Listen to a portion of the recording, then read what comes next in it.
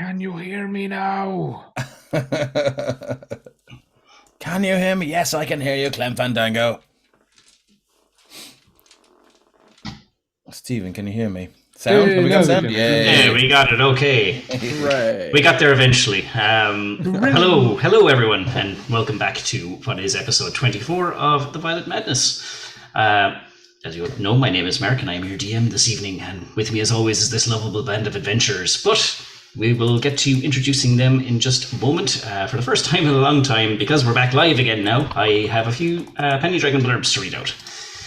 So, the UK Games Expo is coming up, and it's on Friday, June 2nd to Sunday, June 4th, and Penny Dragon will be at it.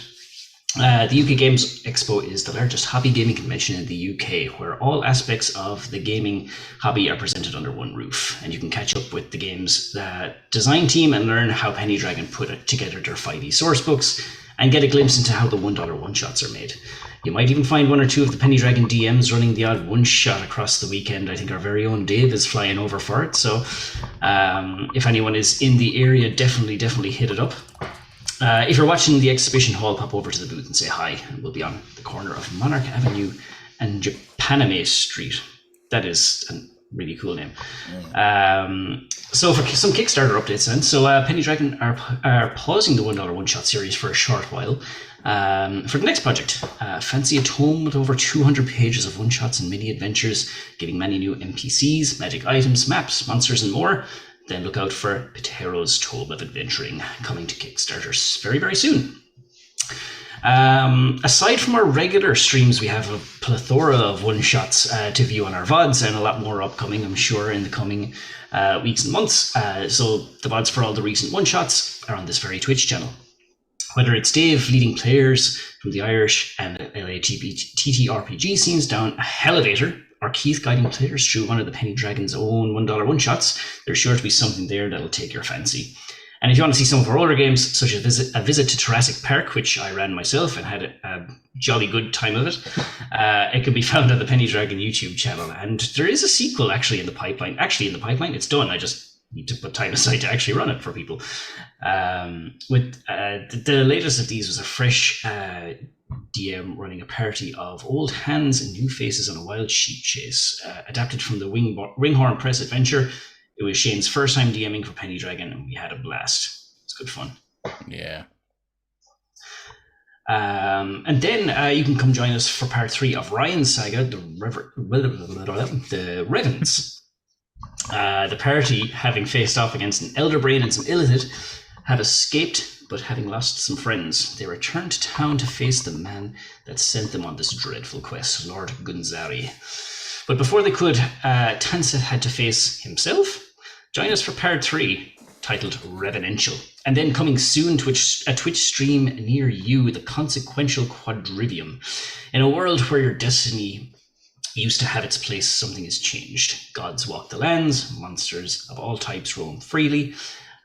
Do our adventurers dare take their fates into their own hands, or will they rely on a world only an image of what it should have been?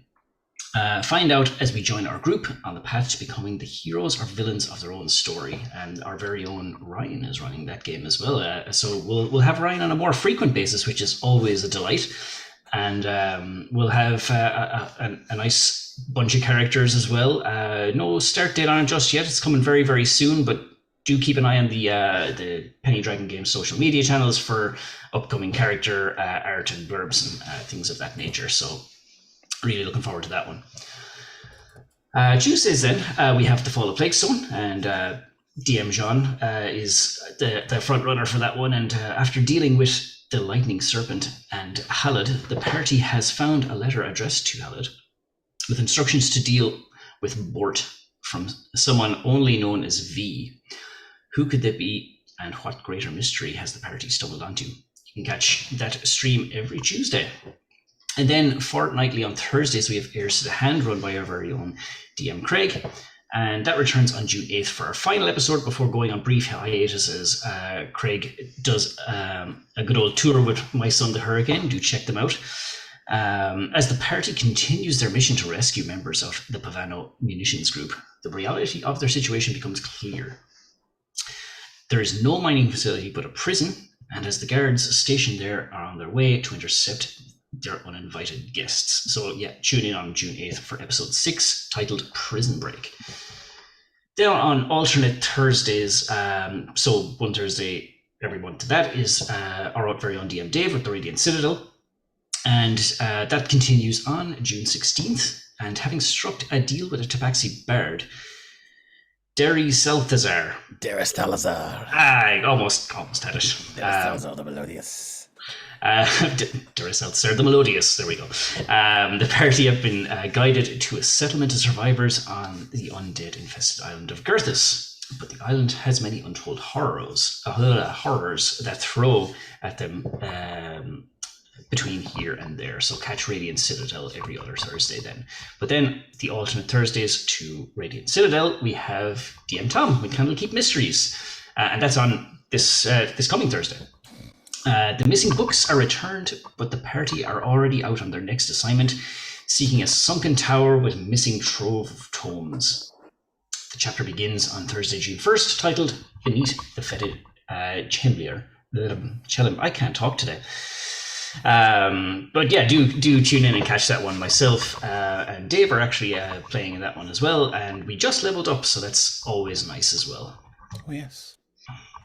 Then alternate Fridays, Saffron Saga, and again that was just on last Friday, so that continues again on June 9th, and their journey to the winter city of Artex continues. Having spent some time searching the ogre lair, the party headed on until they reached a dangerous mountain pass guarded by a horde of evil harpies, one of which seemed to have psychic abilities. Make no mistake, the journey can't continue until they defeat those dangerous creatures. And alternate Sundays to this one then, we have the Cloaks of Mindhill, DM Ben. And on the 4th of June, we rejoin the Cloaks as they explore the den of the demonic Morlock rodents with a mysterious and malfunctioning mechanical companion in tow. We have our own little mechanical companion in tow here in our story, so we do. Our lovable Rocket.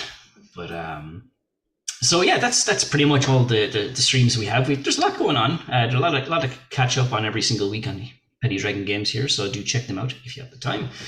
But as well as that, we do have some merch available, and the merch store is back up and running as of right now. You can click on the link in chat or the panel in our bio to get your hands on some epic Penny Dragon merch. Discounts are available to subscribers based on your tier, so do check that out. And I would like to also thank Becca for the awesome character art we have here on The Violet Madness for each and every one of our player characters here. She does fantastic work. You can catch her on all of our socials at Quadruple Bacon. Do check her out. I would also like to give a shout out to Christian as well, our main man in the tech bunker, who's solving audio issues and the likes. He's doing a bang up job, and we wouldn't be able to do everything we do without him. So thank you very much, sir. And also, lastly, our very own resident artificer, Ryan. You can find him at Deranged Rhino on all his socials as well. He does run a Twitch stream himself. When he's not playing our artificer, he's playing a whole bunch of different games as well. So do check out Ryan. With that, I think we're almost ready to delve back into the action. I'll have everyone introduce themselves and we'll do a quick recap. So let's start with Stephen. Well, I'm Stephen, and this evening I'm back playing live Sir Tyrion Shadowbane, the heartthrob paladin of the group. He is a human in his mid-20s, and he's an Oath of Vengeance, currently lost in the darkness. Yes, indeed. Yes, indeed. Thank you. Next up, then we have Dave. Hey, I'm Dave and I play Shadar Vicanis, Grave Domain Cleric of the Raven Queen. Shadar is a half-elf and you'd place him at around 100 years of age if it weren't for the fact that he was magically aged by an undead creature in an old manor house a long time ago. Shadar is actually only in his 30s and exists solely to destroy undead for the glory of the Raven Queen. Shadar has bright white hair and is typically dressed for battle in black leathers with a black chain shirt and his trusty mace and wineskin. Always the wineskin. Very good, thank you, sir. Next up, then we have Andy. Hey, I'm Andy. I play Mina Dumont. She is our lovable and not at all suspicious Whispers bard. And I I guess that's all there really is to taste. She's got some magic. She seems to be better with the sword because Mark likes to succeed on all of my attempts to do things. And let's not die today. Let's certainly try. And the man who's in the spotlight at the moment in this this altercation at Kingdom's Cross, Matt, you're up next. Indeed, yes. I'm Matt. I'll be playing Aelfric, the half-elven wizard, a wanted man at the moment by this currently unidentified assailant. Usually a little bit absent-minded, a little bit scruffy, off in his own world, but keen to find out exactly what's going on here. Absolutely, and I'm sure answers will come in time. Thank you, Matt. Last but certainly not least, we have Ryan. Hi guys, I am Ryan, aka Deranged Rhino, as I'm sure you know by now. And tonight I am playing Damon Phileas Venusht. Hello, my darlings. He's a tiefling battlesmith artificer and always accompanied by his good friend Rocket Raccoon, who right now is on guard duty to make sure Aelfric is safe. Yes, indeed, and Aelfric's safety seems to be the talk of the party at the moment. As we run into our little, we'll do a little recap and then we'll head straight back into the action. We left it off last week with you guys on your way to Kingdom's Cross, and Aelfric and Shadar on their watch duty noticed that the infection seems to be getting, excuse me, it starts to is spreading into the Tenno dukedom where you are now, and it seems to be getting worse. You encountered a dead fox, but it seemed to have, like the actual myconid fungal growths that were growing on, it seemed to still be alive. They were kind of moving and kind of wisping and all that kind of stuff. After quickly incinerating the poor beast, they got everyone set on their way to Kingdom's Cross, which is the last stop before reaching the city of Pethlin, which is the final destination in your current quest. And upon arrival, Mina was entrusted with a small child, a baby, from an unknown person who was fleeing some guards. And I suppose slightly later on, after being instructed on where to bring the child, Mina soon learned of another kind of mysterious figure that goes by the alter ego of Elfwigante, or the Man on Fire. But Mina soon learned that his real identity was that of Joris Rush. In the company of people that she knew she could trust, Mina spent a little bit of time talking to these people and learned a little bit more about what was going on in Kingdom's Cross, and apparently that certain people are being kind of tracked down for questioning, and that fleeing woman that entrusted the child to Mina was one of those people. And it seemed that Pethlin seemed to be the destination for the people detained for questioning. How long it took for them to get back, nobody knows, because nobody has come back just yet. But we also learned that Tyrion can't take a joke because the joke is made, and now he 100% believes that Mina and Damon don't know anything about sex ed. So I'm very much looking forward to how that plays out. 100% doesn't. Damon doesn't know about puberty, and he doesn't know how babies are made. It's as simple as that. Maybe Tyrion can show him a thing or two. Bring you to a special house and give you 50 cents. Probably, Ryan, but not in the way you're thinking. I'm sure Tyrion's off at the market trying to buy like a blackboard and chalk to like draw diagrams. Here's a poster board. Oh, for nothing else other than to see him embarrass himself, Damon would totally watch that. Wait, yeah. I'm sorry. Do they have to love each other for it to work? No. Oh, why are you turning red? Excuse me, Sir Tyrion. No, what happens though if it goes a bit limp? Tyrion wouldn't know. Oh, wow. You know, it's not uncommon to have those problems during puberty. I'm sure once everything settles in, it's better for It's you. fine, it's fine. I can stand by the end of the bed and cast Greater Restoration. Oh, no. Okay, back to our regularly scheduled programming. This is a good side quest that I will definitely set time aside for. But in terms of the main quest, I suppose, in the meantime, while all that was going down, I do believe Damon and Aelfric did a little experiment in the tavern to try and kind of break down the sample of the Violet Madness that Aelfric had. Indeed. They did discover that while the Violet Madness itself is a magical disease, and I think it was Aelfric was able to discern that this is a byproduct of something larger. So this magical fungus came from something that it came from something else bigger than it that is also magical. So do with that information as you please. And with that, you guys retired for the evening to your respective rooms in the inn. During the night, you're all rudely awoken from your slumber by an attack on the village.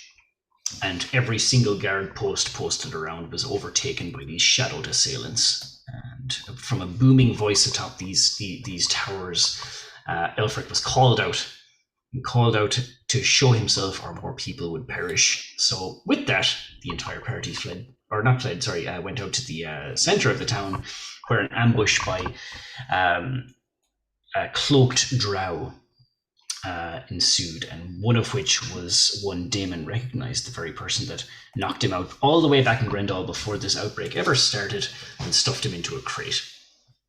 And it's also the person that tortured and questioned one of the town guards on the way to Kingdom's Cross. With that, I will bring you guys back over to the map. It is mid-battle. A number of dead drow around you, but the main man is still up and running. And let's start at the top of the turn order. Damon, you were flat on the ground, bleeding out not seconds ago when Shadar restored you. You are still prone, I believe. Okay. So, first thing then, stand up. So I'm back up to my feet and look at him again. And I think if I remember rightly, the last thing I said to him was something along the lines of, "You're the one that's going to end up in a box this time." He said, "You first," killed me. Shadar got me back up again. So now when I stand up, I'm just going to look at him. I just want to say that was an epic one-liner. He said he doesn't have a box, but he will put you in the ground. Oh, yeah, that's it. And I was just like... The bad guy said that? Okay. Yeah. Okay, cool. So I'll stand up and I'll be like, I told you, I'm not that easy to kill. And I am going to... Okay, first things first. Yeah, I'm going to have to do it because I don't want him to get screwed over because of it. Because I know that Satyrion will be stunned for the next round because I got knocked down, right? Mm-hmm. I think you just won't be able to take actions or something. When you drop haste, I just think they just can't do anything for the turn. They're not stunned or anything. Turn, yeah. Would I know if I recast it on him, would it stop that? I would say no, because haste just adds on to what you can already do.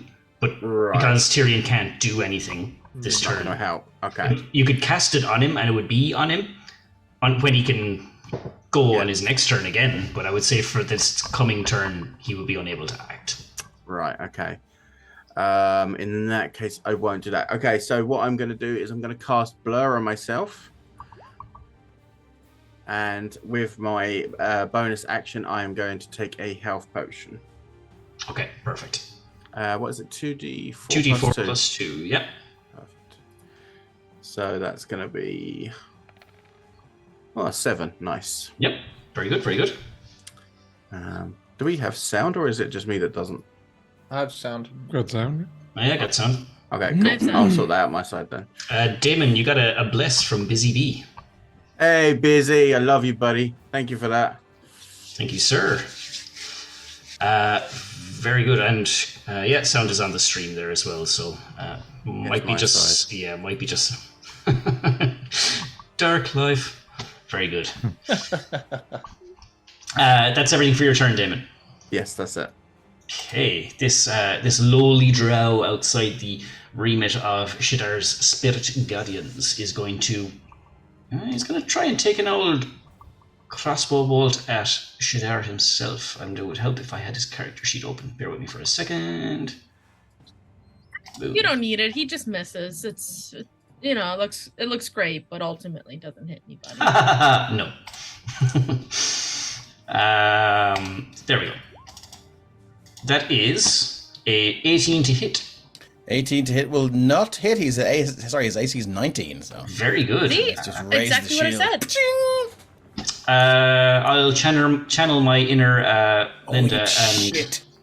throw a bless on top of that to turn that into a 21. That's gonna do it.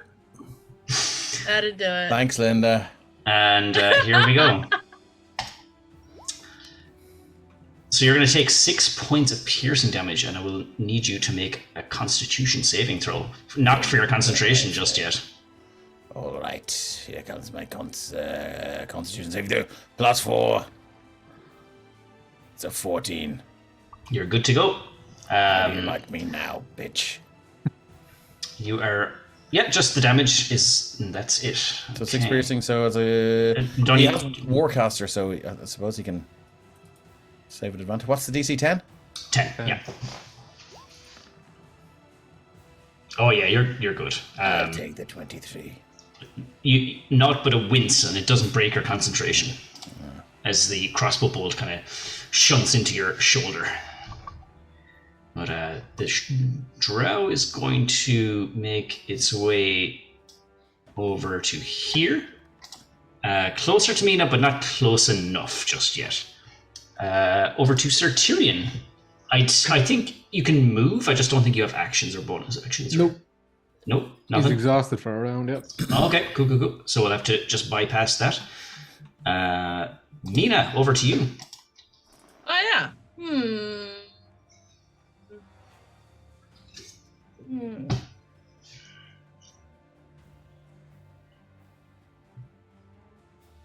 You see, I see that drow, but I don't really care. That hurt his feelings. Vicious mockery. I don't even have it. I'm a bard without one. So we're gonna use up all of Mark's blesses. So I'm gonna cast my psychic lens. If you would give me I believe it's intelligence saving throw. Yeah, give me an intelligence saving throw. On Why don't you? On the main man. Man. Okay. Intelligence saving throw coming at you.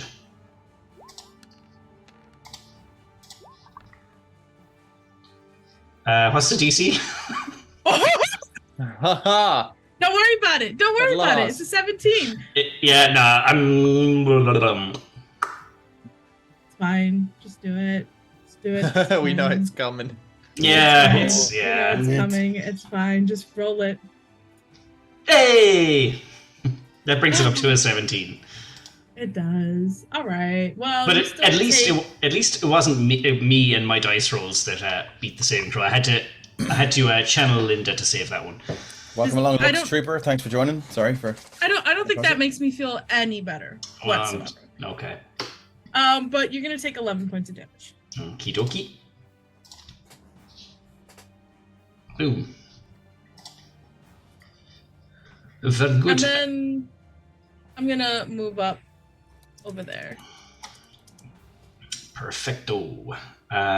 Durden is kind of as he ended, or as he thought he ended Daemon that time, was already kind of halfway towards turning around to Tyrion, and as he turns fully to face Tyrion and hears Daemon rise again and speak, he kind of just looks over scornfully over his shoulder, and just his eyes just squint and glare back at Daemon. But he still remains fixated now on Tyrion, but he looks over as well at Mina approaching. He also sees kind of Shadar on the outskirts of the dirt road there. He kind of sees, yes, focus all your hatred, all your anger on me. He goes, he's unguarded, get him. You don't see anything just yet, but he's going to start taking swipes at Tyrion. Well, first and foremost, actually, he's going to use his bonus action to recreate the darkness that envelops Tyrion and Daemon. Then he's going to, with advantage, because of the darkness, he is going to strike Tyrion. So he started his turn in the Spirit Guardian, so can I get a wisdom saving throw, please? Forgot about the Spirit Guardians. That's all good. It's a DC 17. Whiz save, or take 29 points of damage. That is a 8. Yeah, you're gonna Yep. take all 29 points of those damage. And Brutal. yeah, he's just being cut to bits Yeah, as these spectral things. ravens just cut through him. But nonetheless, he remains steadfast and on his feet, and a 26 to hit Tyrion on this occasion. Just about. That'll do. That is 8 plus 30 points total damage. Necrotic is the damage, and it's 8 piercing. Scratch. He's gonna come up for a second attack.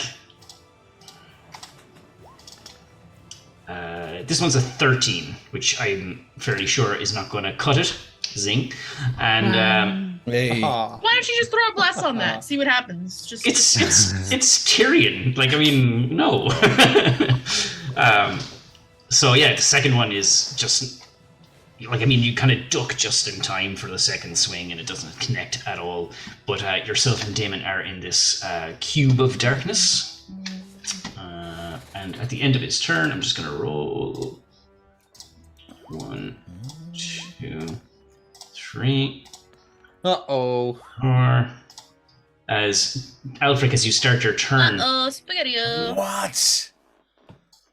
some more drow come rushing onto the scene. How's Captain? What is this fucking Harry Potter? Ooh. They kind of rush in, and I'll just redo God. the turn order. You're in Bring trouble. it back down to I'm in Aelfric. danger. Whoops, that's too far. Oh, there you go. Aelfric, over to you. You see these I three can see drow. them, right? Yeah, you can, yeah. These three drow, they just rush into the market, and one of them leading the way, heavily armored. And their gaze just fixated on you. They were seemingly waiting on the signal to come and get you. Okay. Let me think. Well, sometimes you just got to go with the old favourites, haven't you? So I'll lob a fireball at him. Nice. Yeah. Alakablam! Precisely. Let me see. And I'll keep that at third level for now. Oof, not too bad, not too shabby.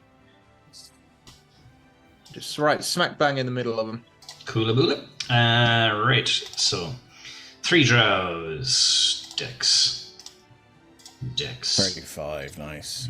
Dex. Oh, And the house captain. Dex. Very dexterous. oh, they did a good Whoa, job of that. jeez. So the funny thing is, even the half damage from the failed dex save is enough to wipe out these 3 drow. Oh, Yes. that's handy. Because they didn't have a lot of hit points, but the house captain, as you lob this fireball, there's just this explosion of crimson flames, and as the swirling ball of embers die down, you can just still see this main guy. The 3 ones behind him perished, are nothing but charred corpses on the ground, but this one that just keep rushing towards you, and that golden kind of colored chain mail that he was wearing is now glowing with a hot amber. Wisps of his hair just kind of burnt away, but he seems still sprinting towards you, glaring and angry. Nice. Yeah, so just surveying my work, I'll give our friend here a little side eye and just go, you seem to be running short on friends. And, I'll end my turn there. Very good. Shadar, over to you, sir. Okay, so Shadar is going to use his bonus action to cast Spiritual Weapon. I'm going to throw that into the chat there. You create a floating spectral weapon within range. It lasts for the duration Or until you cast a spell again. When you cast a spell, you can make a melee spell attack against a creature within 5 feet of the weapon. On a hit, the target takes force damage equal to 1d8 plus your spellcasting ability modifier. Spellcast, that's wisdom, isn't it? As a bonus action on your turn, you can move it up to 20 feet and repeat the attack. Blah, blah, blah, blah, blah. So, whatever this guy is, he sees this spectral raven appear. It's flapping its wings and it's cawing, like its beak is, its mouth is going, but there's no sound coming from it, and it is going to make an attack on him. So, sorry, let me look back up at that again. Make a melee spell attack against the creature. Melee spell attack, here we go. So that is what? D20 plus 9. So that is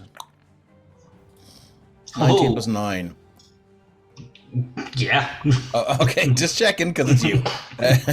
So that is going to be 1d8 plus my wisdom bonus, which is spellcasting ability. Sorry, the damage is spellcasting ability modifier. So that is your wisdom and not your spell attack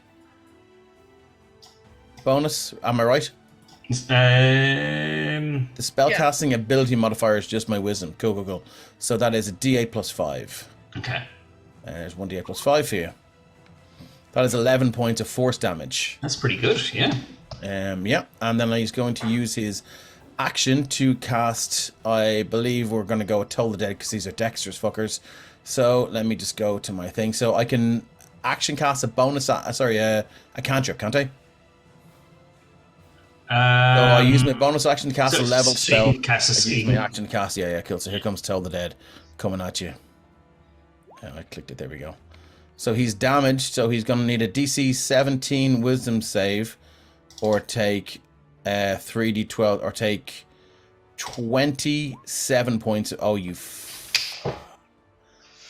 It's that fucking macro again. So that's 27, 26. So he's going to take 13 points of necrotic damage.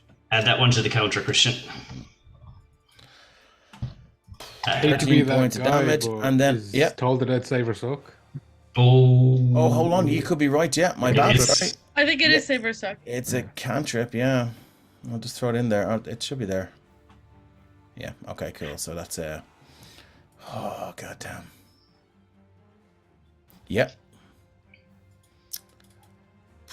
That's a bit of it. So yeah, this dolorous bell just goes bong out across the battlefield, and yeah, he is fine. I'm going to use my movement though to bring the. Move the party over here. So see you at the party, Victor. 5, 10, 15, 20, 25, 30. I'm going to move to there. Sorry, I'll have to do that then. If that's all right. Can I move in there? Yeah, sure. It's just a whole pile of like fish and whatnot. So yeah, he's just stomping all over the fish guts. His hand's still raised. This vortex of spectral ravens just flying about him. And that's all I got. Christian is saying that a few more of those saves and like he can make a montage. So we don't need to do that. It's fine. We don't want to make extra work for him. I would like that montage. I would like that very much. So yeah, as that thunderous clang of a bell resonates out, you can't even tell if he's damaged by it or not because he's in total darkness. But as the resonance of the bell dies down, you hear this deep voice shout out from the middle of the shadows. It's like, that bell will toll for thee, cleric, when I'm finished with your friends. Come at me, bitch. Damon, back over to you, sir. First of all, is this guy's first name Tyler by any chance? No, but he does have a very vast collection of soaps. Yeah, cool. Shame he didn't use some of them. Anyway, okay, first things first, because I know what this fucking shadow does to us. Dispel magic. Okay, yep. I'm getting rid of that straight away because I'm not getting fucking hurt by that again. Mm-hmm. Yeah, that just happens, and all of a sudden, just the mist and the shadows just dissipate, and everyone can now see Tyrion, Durden, and Daemon once again. Yes, you might be able to fight in the dark, but you're useless in the light. And then for my bonus action, I was just checking that it was bonus action. It is. The wings are coming out. Oh, let's do it. So I'm gonna kind of just peek over his shoulder and just be like, "Can you fly?" And the wings just out from behind me, obviously. And the horns elongate. The black tendrils of like inkiness stretch down from the horns and around Damon's face and neck. And he just kind of looks a little bit more buff. Like it just kind of ripples him out a little bit more, fills him out. I believe I can fly. Can you fly, Bobby? Exactly. Touch the sky. Yeah. So yeah, that's my turn. I do believe, does he not, or is that on his turn that he has to make a save? I believe it's on his turn. Perfecto. You just let me know. Yep. I wrote the thing and I can't remember. Yeah. Okay. I'll check it and I'll tell you. Yeah. Cool. So yeah, Damon is now taken flight as wings burst from his back. So next up is this deep-fried drow who is dead. And then as Mina shoots on past this drow that was approaching her, he reloads the crossbow and takes another stab at her. Now, you won't be, if this does hit, you won't have to make the con save because he needs to use an action to apply poison to it. So, but 22 to That'll hit. do it. That'll do it. So you will take 5 points of piercing damage, no save needed. So as you're kind of running off, another crossbow bolt hits you. Just kind of grazes you, as you're running, running past. That is it. He will stay put. Tyrion, you got your second wind. Yeah. Now that Tyrion's back in the land of the comprehensive, he will stare this drow in the eye and say, "If you insist on playing in the shadows, I shall bring my own." As he casts Spirit of Shroud, and undead Bahaladins surround him as he pulls back his sword and swings for his neck. Let's do it. Ta-da, your buddy's doing dead people stuff again. So I'm behind that little fence I can't see. 20 is a hit. For 21 points of damage. Nice. And then, sure, hey, let's swing again. Where's the magic 20? Yep, there you go, another hit. Yeah, another hit. Or an additional 13. Okay, so... Yeah, he'll stay there. He is not looking so good right now, Durden. He seems to be, like, the grip on his blade is, you notice, like, his wrist kind of jerks. Like, he's taking in deep breath, his cut, these spectral ravens are ripping pieces out of him. He's not looking so good. And just for your own purposes, he can't heal and his movement is reduced by 10 feet. Okay. Mina, your turn. Just to clarify, I won't get any spiritual weapon bonus flanking, right? Because that's just a little bonker. I would say yes, you would. Wonderful. We're gonna run over here, and we're gonna try and stab him.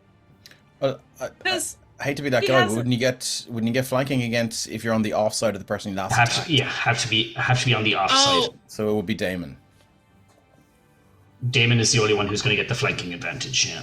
Okay, cool. I'm still gonna try and bonk him, but no advantage. Record Gamer says no flanking for spiritual weapon. Oh, okay, that's good to know. I'll throw a bless on that just because I don't know what the thing is. Well, I mean, that's raw, but it's not RAO.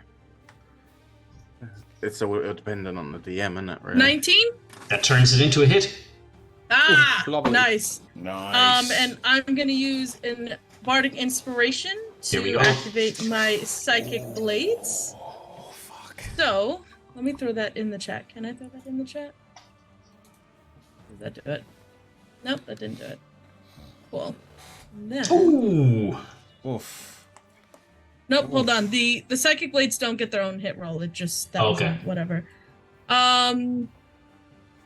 Oh no, it it did. I thought that was like, it rolled a nat 1 to hit. No. Alright, well, I'll take the 22 points of damage. Okay, well, that is enough. Oh, please! But I know I'm going to steal your thunder a little bit because something happens when you strike him. So I'm sorry. I apologize for that in advance. As I'm being bullied, guys. you are not. No, you are not. This is relevant stuff. Relevant stuff. As Durden takes a strike at Tyrion, and as all this happening in unison as the shadows are dispersed, Mina, you just zoom in past Tyrion, and like with your rapier, you just sink your blade in between his ribs, and you apply that kind of knowledge you have, that ability you have to make that wound fester even more. And as he's like reeling up for another attack on Tyrion, he just goes. He just looks down. He looks over to his side at you, and he kind of smirks a little bit. It was unexpected. He didn't see it coming, especially when he told you to run away. He's beginning to see the irony in his words, but as you sink the blade in and draw back your rapier, he just his arms just flop down to his side. He drops his blade, falls to his knees, and he starts to laugh. Like, he starts to do this kind of dry chuckle, and a hand goes up to his side of his face, where the fungus. Why do you guys know what's going on? To where this fungus has been growing, and he tears, like, this thing, like, it's not. He tears off his cheek, and he just looks at it. Blood coming down both sides of his mouth. Mother, I failed you. But we will bring the promised land. And he falls over to his side. Sorry, was that everything? Sorry, can I go do ahead. the thing? You can do the thing. Okay, I do the thing. You can do the thing. Okay, that's perfectly fine. Yeah. Was that everything for your turn? Let me put that satisfying X on that token.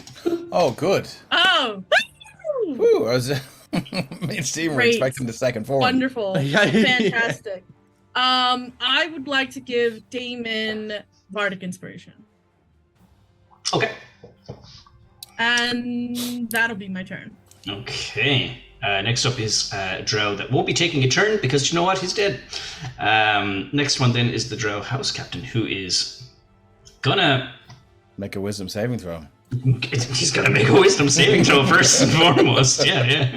DC 17 gets me every time, every single time. That's why if you have players who remember this shit for you. That's a 25. Oh shit, fuck bollocks. That's 20. It still takes 14 points of I think it's radiant damage. Bad, not bad. Okay. And as he kind of comes in here, sees the four of you, the three of you in the spiritual weapon kind of surrounding Durden, who's falling to his knees, and as he's falling to the ground, he just says, Durden! Stares at you, Shadar, with malicious intent. Can they use a free action to say something? Sure, why not? Durden. More like Deaden. Laugh while you can, cleric. Taste my steel. He's going to make a scimitar attack. Just in case he's planning to disengage and move away, his movement is halved in here. Yep. Cool. For an 11 to hit. Just slaps it away with the shield. You'll have to do better than that, whelp. I will. Second attack. 20. I think, yes, that'll do it. Oh, shit. So you're going to take 9 points of slashing and 11 points of poison damage, as well as the blade tipped with... There's no save against that poison? Just happens. Shit. Happens. Nice, okay, so minus 20, cool.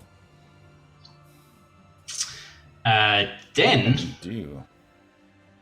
he is going to make a third thing. Oh my god. Where he, at his waist, on this little hook on his belt, he just has a whip, and he just, without even, in a blink of an eye, he just lashes out with it. And it kind of slings right back onto the little holder on his belt. Whether or not it hits, 18. Nope, that's one. Okay. One less than I needed. That's all he can do. He shall... His movements halved, you said. Yes. So he can make it to here. Can I use my reaction to give him a his tap? He's leaving your... But as he's running past, he's like, "You'll all pay for this, but you are not the priority." And he's heading towards Aelfric. Cool. Is there a feat that lets you cast a spell as a reaction? Isn't that as an Warcaster? attack of Warcaster. opportunity? Warcaster. So, okay, Warcaster. cool. And is that limited? But is it just a cantrip? No. No, it's any spell. I think it's just a spell that targets Targeted one though, yeah, creature. targeted. All right. But you still can't use the spell if you've already used a level spell in that turn. Oh, is that right? That's what I was going to ask next. Yeah. Is that right? Oh, no, this is his reaction because he was attacking It's his him. reaction. It's outside of my turn. Yeah. Yeah, that's true. The only requirement is that the spell must have a casting time of 1 action and must target only 1 creature. Okay, well look, let's give him a little bit of a blight then. Just a little blight, just a little. And he'll say, as your man, as he walks by, he'll just place his hand on his shoulder and go, "The Raven Queen calls for you, my friend. Walk towards the blight." There we go. So it's coming at you whenever it roll 20. Oh Jesus, that is a. Oh, I think it's so. Sorry. Do I have to? Does it have to be a? It doesn't have to be something that you make a melee spell attack. You can just target somebody with it. Is it that It right? doesn't say. Yeah, so it's a It doesn't targeted say spell. anything. It's not an AoE. So yeah, 36 points of necrotic damage if he doesn't make a DC 17 con save. Oh. Oh. Well, no, I'm going to bless that. Oh, yeah, burn the blessings. Oh, Burn the blessings. Man, what? What's that? 18?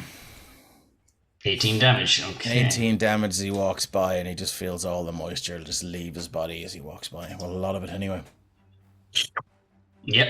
Yeah, it definitely so that the skin kind of wrinkles and the cracks, the skin begin to appear. His hair is already white, but if he had flowing long hair, it would start to turn white. But yeah, he's going to arrive right in front of Aelfric, and he's Indeed.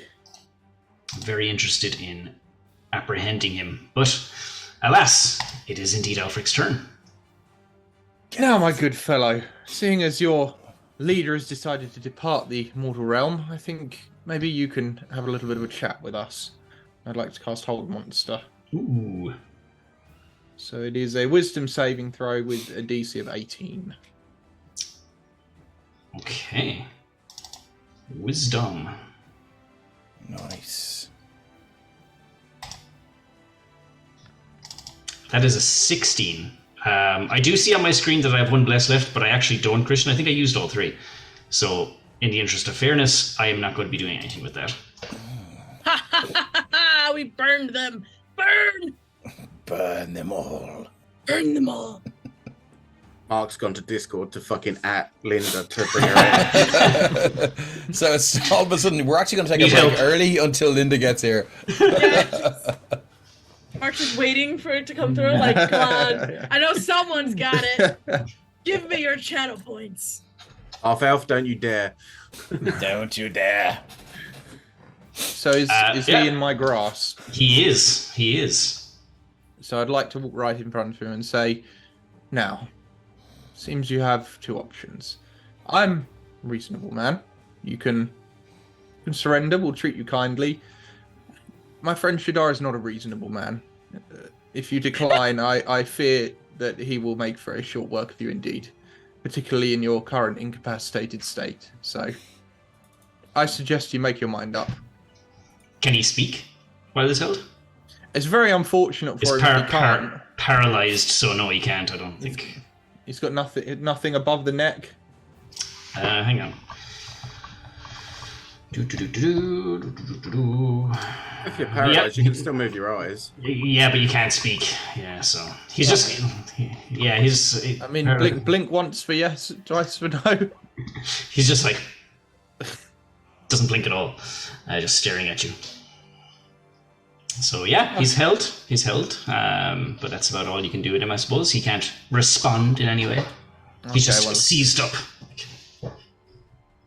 Okay, well, I end my turn. We can gather around and, I mean, on his turn, obviously, he gets to make another attempt to break free. But yeah, I'll hold him for as long as I can. Shadar will look at Aelfric. Sorry, I should make it a save, con save for that 20 points of 20 points of damage I took for spiritual weapon. So that's still 10, isn't it? 10, yeah. There's a con save with advantage because of Warcaster. Yep. That's still going. Okay, cool. So Shadar will he's not going to take an action yet. He will look at Aelfric and goes, "Should I speed this unfortunate on to the Raven Queen?" I'd like to squeeze a little bit of information out of him first, if we can. If I'm being chased, I'd like to know who's doing it. Very well. And he'll look around. How does everyone look?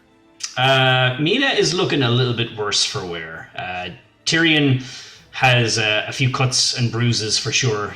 Damon, you healed him only moments ago, but he's looking perfectly fine.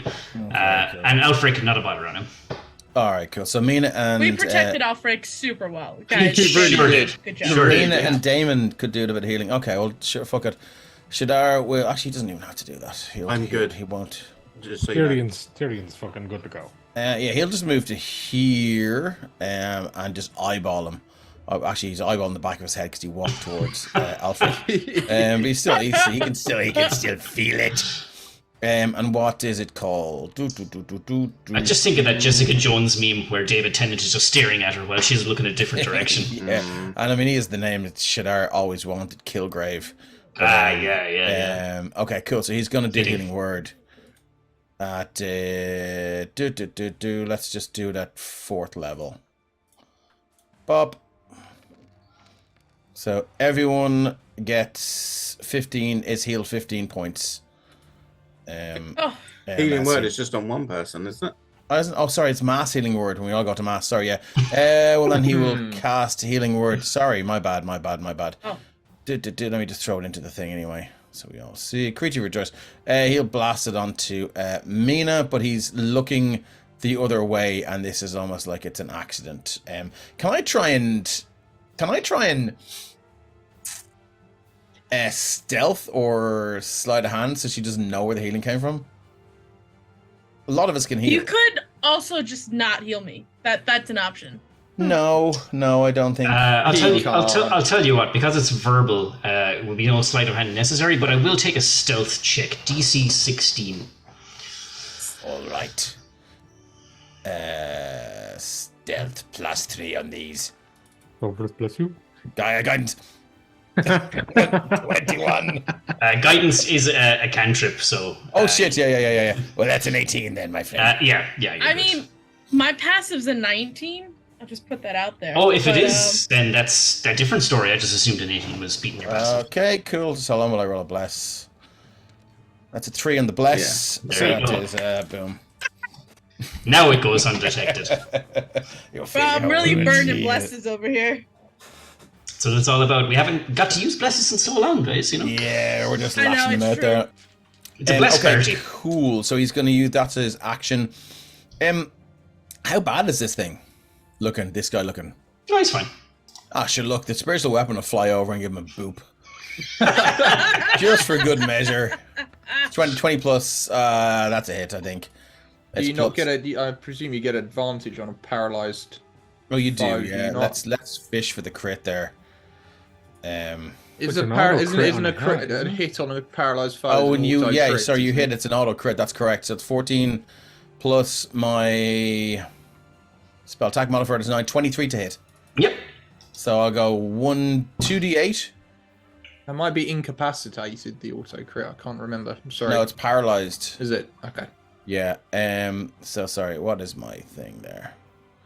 So 2d8 is 16 plus your Yeah, modifier. 2d8 plus my 2d8 plus 5. Cool. Let's go slash roll. Well, it's 21 because it's automatic crit. Yeah, but it's not automatic max damage. Oh, yeah. Sorry. Yeah. I was thinking of brutal That's critical. 20 points of damage as he gets a boop. A peck from the spectral raven. Bop. Nice. Oh, do you know what he can't? Because healing word is a bonus action, and it's a bonus action to move your thing. So I'll just leave it there. That's all he's got. Sorry for Okay. Looking at the how my account. character works. Apologies. Over to Damon then. Okay, first thing I want to do, seeing what Tyler Durden did, is I want to use Frostbite on him and the thing he just ripped off his face, because I'm worried that he's trying to plant it, essentially, in Gotcha. this ground. So using Frostbite to freeze him solid, and then I want to pick him up and find a crate and fucking dump him in it. Nice, yeah. I'll say like he's wearing like heavy armor and all that kind of stuff. But I'm gonna say that because it's cool, you just frostbite him. He's like, you know, Wesley Snipes in the end of Demolition Man. You you just pick him up. Teddy bear. You fly him over to like we'll say this thing here and just drop him in, and like an arm and a leg kind of just fall off as you drop him in. Perfect.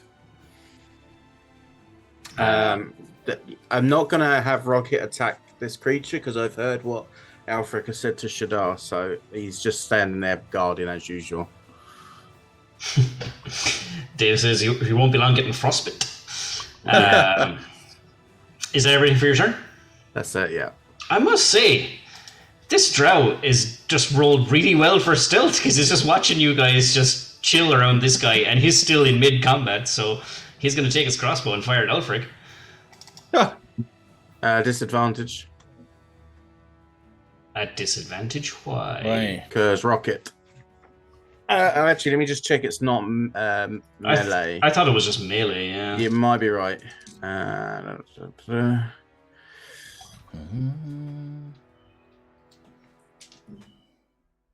Can't actually find where it is right now. So yeah, okay, just count it then. It could be just melee. Okay. Normal. Oh no, roll. it just says disadvantage on an attack on the attack roll of one creature it can see within 5 feet of it. Oh, That's within fair. 5 feet of it. So yeah, no, Oh, sorry. yeah, it is. Straight So roll. Apologies. no problemo. It's been a while. It's been a while. It doesn't matter. It was only an 8. Even I can withstand an 8. But he will backtrack a bit. He's not fleeing. He's just putting a bit more distance between you guys. Tyrion, over to you. Get him, Tyrion. Can Tyrion resist Well, see, that's the lure of an auto crit? the dilemma at the minute, because Tyrion's passive perception is 12. So in the heat of the battle, was he listening to what Aelfric was saying? Well, you're a few feet away as well. Or is it Paladin Smash? It might be Paladin Smash. Like, you were in Paladin Smash mode. I killed him. You turn around and all you see is one guy in front of Aelfric. Before Damon picked him up, did he appear to be bubbling, swelling, mutating in any form? Twitching, maybe, yeah. But not mutating or swelling or bubbling.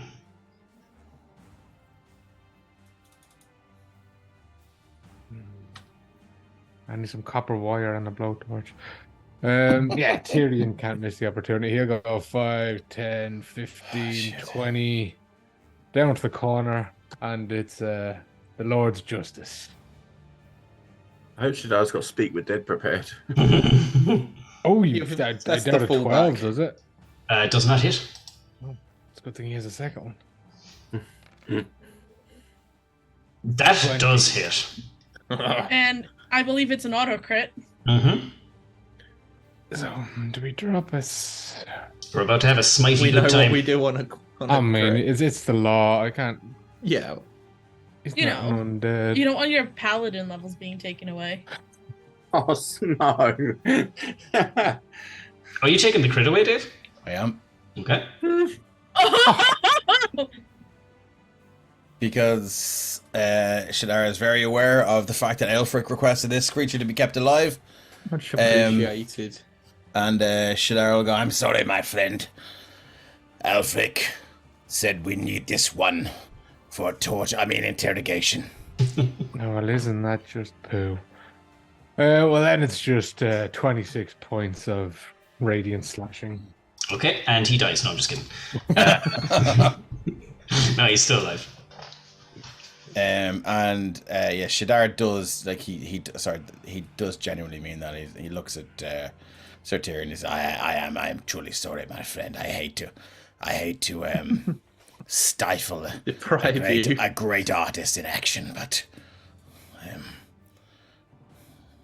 Aelfric needs him alive. For a while, at least. Just for a little bit. Is that everything, Sir Tyrion? I'm not saying no. I'm saying not now, is what I heard. Patience. Yeah, that'll do Tyrion for now. Over to Mina, then. Mina's going to run up kind of over here, and I think I've got a clean line of sight to that drow. Yep. So I'm going to go ahead and cast Eldritch Blast. Here we go. Yeah, definitely gonna hit. Yep. But anyway, I came in blasting. So anyway, I started blasting. 9 plus 2 is... yeah, he's like the third one, like one Eldritch beam just straight through the shoulder, another one through the leg, he drops to a knee, third one straight to the head. Excellent. Thought he was going to be like the MVP there for a few minutes, but nah. Is he dead? Sorry. He's gone. Yeah. What? No, not the one Alfred. No. Oh, sorry. Hey, Oh, okay. You got so mad at me. No, Shadar. I was being Shadar. Like Shadar was so mad. That's not me. This guy? Not me. That's Shadar. I thought you got this guy. Sorry. No. Go. I think what I'm gonna. Sorry, Mina. Is that everything for your turn, or are you doing? Yes. No, I'm not doing anything else. So this drow, this only remaining drow, is going to try and make that save. Wisdom. I'll drop the spell. Yes. I'll drop the spell. I think it was to get out of This is for my hold monster. Oh, I sorry. believe. But he's going to resist the hold monster. Okay. Well, then, yeah. If he breaks free, then I'll just. I said I dropped the spell. I dropped the spell. It takes place at the end of his turn. Yeah. It's back over to Aelfric as he shakes himself free. So I obviously I see that he's broken free. I said, as I've said, you can choose to surrender, or I fear what remains of your life will be very, very brief.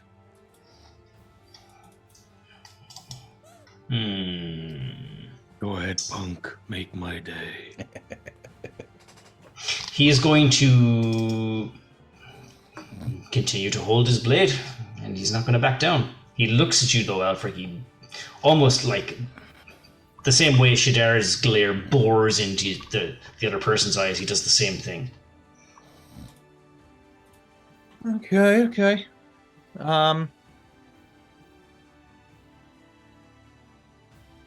I shall, in that case, Gasoline. You know what?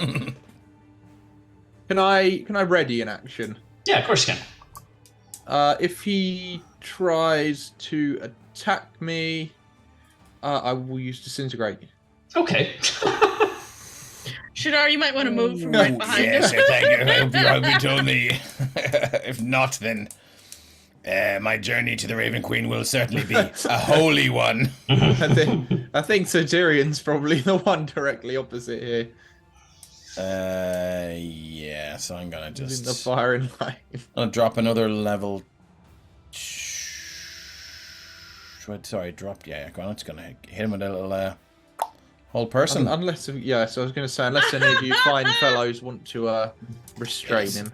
My friend Aelfric said stay. When he says stay, you stay. It's a 23. Shit! We can't fault the guy's will. Can we ask him? Like, what did Aelfric do that makes you want to kill him anyway? You can ask him on your turn. How's he looking? Would he appreciate a boop of of an El Raven, or? He's still looking fighting fit. He's taken a few shots, but okay, the Raven's gonna give him a boop there. 1d. Sorry. Do wrong thing. D20 plus 5. Take plus 9. That will be a 13 to hit. No, not gonna do it. Does not boop. There's an unsuccessful boop. That's all Shadar has. Boop denied. I mean, just yeah. Okay. So his spectral ravens are gone as well. I need to take them off. Okay, Damon, over to you. Okay, so first thing I want to do is make sure that this guy is not a danger to the land, as in, like I said, dropping that stuff to make sure it doesn't infect anything. And the other thing I'd like to do is I would want to search him for anything useful for any of us, and also, but more importantly, anything in the way of orders or notes or letters or anything like that. Okay, I would ask you to make an investigation check. Not a problem.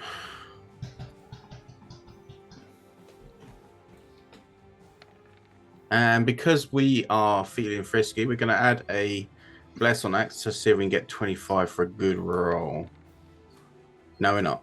23. 23 is still good, though. You don't find any... I bumped the DC up because it's frozen solid, but 23 is enough. Because it's frozen solid, you find that when you go to open up his the cloak or whatever, it just snaps off. And you find that, whatever menial things he was carrying, random adventuring gear, just kind of breaks as well as it's frozen solid. You don't, in the couple of seconds you're kind of just rummaging through these bits, you don't find anything in the way of parchment or orders or anything like that, but you do notice that his face obviously had the growths on it, but you do notice that he's, when you tear open his armor or whatever, his body is just covered in this stuff. You can barely even see the flesh. That he's just, this myconid growths have just encrusted his torso. And it's, even though frozen, you can still see that some of the fungus beneath the ice are still kind of beating like a heart or throbbing or kind of moving slightly beneath the ice. It's quite unsightly, but cool. Kill it with fire.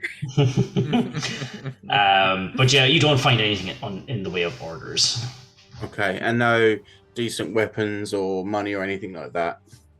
No. His blade seemed to be pretty cool. Now it's super cool because it's frozen.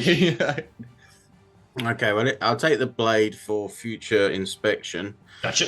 And then in the car, I will wheel him round basically to the others. Damon's just wheelbarrowing out this frozen car. Look what I have. Just cleaning up, yeah. And I will say to him, but Satyrion will be the only one that understands, because Damon keeps forgetting that that's part of this. And he basically says to Satyrion, we need to burn this body before it infects the land.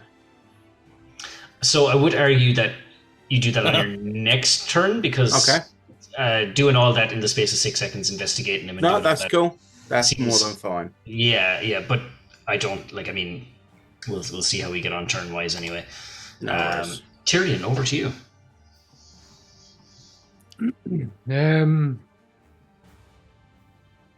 Tyrion, he passed the whole person, and he's aware. He's a hostile threat. Tyrion will growl, "Submit before I relieve your shoulders of your head," and will attempt to intimidate him. Okay. Oh no. Character sheet fucking shut down. I'm just going to put a DC on this, and I'm going to say it's going to be 20. Ooh. Well, as soon as my character sheet reopens up, I will roll this check. Okay. Let's go. Yeah, and you'd think, and you know what? The funny thing is, this dude is incredibly outnumbered, hopelessly outnumbered. And you on more than one occasion, he's been given an out to surrender, and you're even doing so now. And he just, as he's still looking at Aelfric, and as you shout your demands, he just says, "My will and heart are set to our cause. I will yield for no one but her." Her. Yeah, mother. Speaking of her, let's play the pronoun game. I am her. I'm going to step up and stab him. Do it. I am she. Rah, rah, She-Ra joke. So I imagine that he's looking. Where is he looking? Who is he looking at? He's looking at Aelfric. He's never broken his gaze with Aelfric. Very fixated. Okay, so there's no good spot to get flanking. No, Tyrion has that real estate. Cool. Big real estate. It's free real estate. It's free real estate. Okay. How's a 20? Hold the phone. 20 will hit. Amazing. And let's use another bardic inspiration. And that is...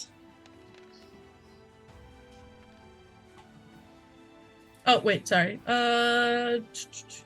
29 points of damage. Okay. Okay. Anything else for your turn?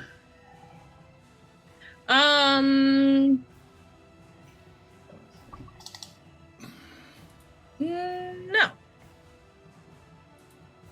Okay. All right. It's this guy's turn. He is going to use an action. Thunderwave. No, sorry. Actually, I lie. Like Thunderwave. All right. I was just saying, it's just like all around.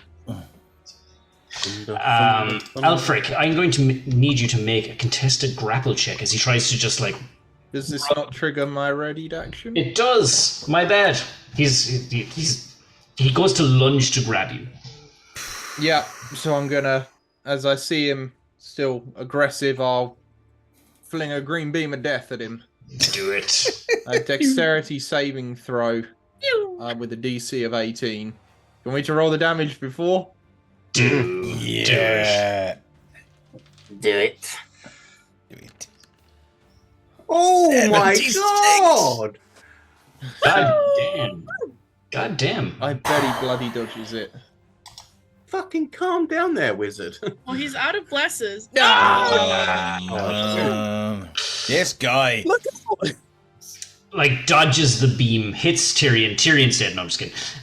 Stays going. Like it goes to like spear you, like to grab you. I'm going to need you to make either a strength check or an athletics check. Can I be honest with you? Neither of them are very good. I will say, Mark, if he went to make an attack of any sort against Aelfric, Rocket would have intervened as it's melee now.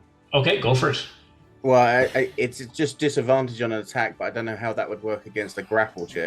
It's not an attack. Probably wouldn't then. Given that Aelfric rolled a 1 and this guy rolled a 5, can we just say that Pathetic grapple. Rocket's tail like tripped him and they just fell into each other? It doesn't matter how bad you roll, it's a contested check.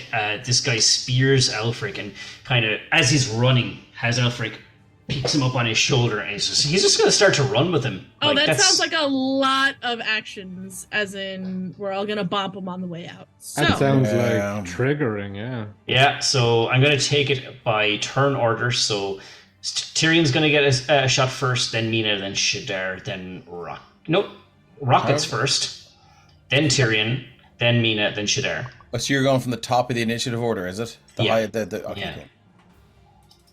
So Rocket's up first. Okay. Wait, I'm not used to And hitting each time he's going to make a Constitution save, same way for concentration. Mark, can you just tell us what this guy looks like and what his name was? Because he has been the most badass enemy we have faced in the whole campaign, and I think he deserves to be remembered. His name is Drell House Captain. Okay. Timor. Can he at least shift see him so we can just remember what he looked like? Well, to all of his friends, cool. he's known as the DHC. Yeah. He looks like Prince Nawada from Hellboy 2. He does. THC, they all get stoned within a 10-foot radius. Okay, thanks. No sweat. Tyrion, you can take a swipe at him. Yeah, would this still count as flanking because he is attempting to pick up old Aelfric? Go on, sure. For an advantage, so. Go on. Go on. Just smite him. End it here.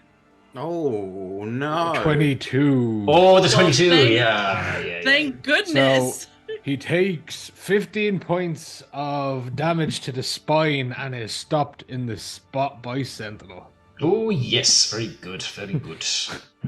You ain't going nowhere. I got you for 3 minutes. So that was kind of pretty much all he had. Given that he is surrounded, I'm going to accelerate things. He's going to fight to the death, but he's going to lose. I don't want to drag things out. So you can finish him off in any way you see fit. I think we should let I would appreciate Aelfric Mage Hand just slap and that's the end.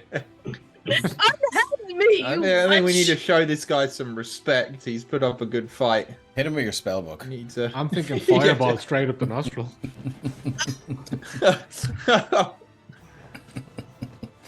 In any case, He's dead. He he's dead. there's all the party members to go next. I don't fancy his chances here. Yeah, that seems. Well, even worries, if that Aelfric and sounds cool. Shadar didn't finish him off, as Damon comes round with the frozen dead body on the cart, if I saw them attacking this guy, I think I'd just pick him up, fly him up 60 feet, and then drop him. On Alright, so- this dude? But yeah, I'd just pick him up and throw him up in the air, and then drop him down on the rest Amazing. of them. Okay, so you're going to shatter the body I told you was already pulsating with bacteria or fungus. Cool. Okay, so what No, happens no, is... not Please, Oh, please, no. no, All captain. right. You know what? I'm kidding. I'm joking. I'm joking. No. All right. So we still don't know why they wanted you. No, we got some vague hints about our mother, but we can only speculate. Are we at a turn order? It depends on who's dealing the final blow Oh, and how, because that's important. let Aelfric do it. Aelfric Okay, got so it. in the midst of the melee, I'll misty step back from the action and I'll just sling some high-level scorching rays in there. Okay, cool. I just Blast him to pieces. I just wanted to know for flavor how he goes, Yeah. because what happens I'll is just- this guy doesn't let up. Like he's been given outs countless times, and he's steadfast in what he wants to do. And Aelfric is his target. And Aelfric, you step back as everyone else has surrounded him and are just completely wailing on him, and you just fire out the scorching rays. And as they hit him, and his body is just engulfed in flames. He just keeps taking steps closer towards you, and as the flames just engulf his body, he just falls to a knee, reaches a hand out towards you. You're several feet away, but in that kind of cinematic way, he just kind of, Terminator 2 style, just falls to the ground. And his cries of pain, as he's burning, he says, "This defeat, this searing pain, is nothing compared to the wrath I face for failing my mission." Yeah, The Raven Queen is not a vengeful Aelfric's woman. taking no joy in this. He's he does not looking particularly triumphant. I'll take you out of turn order. This guy's dead.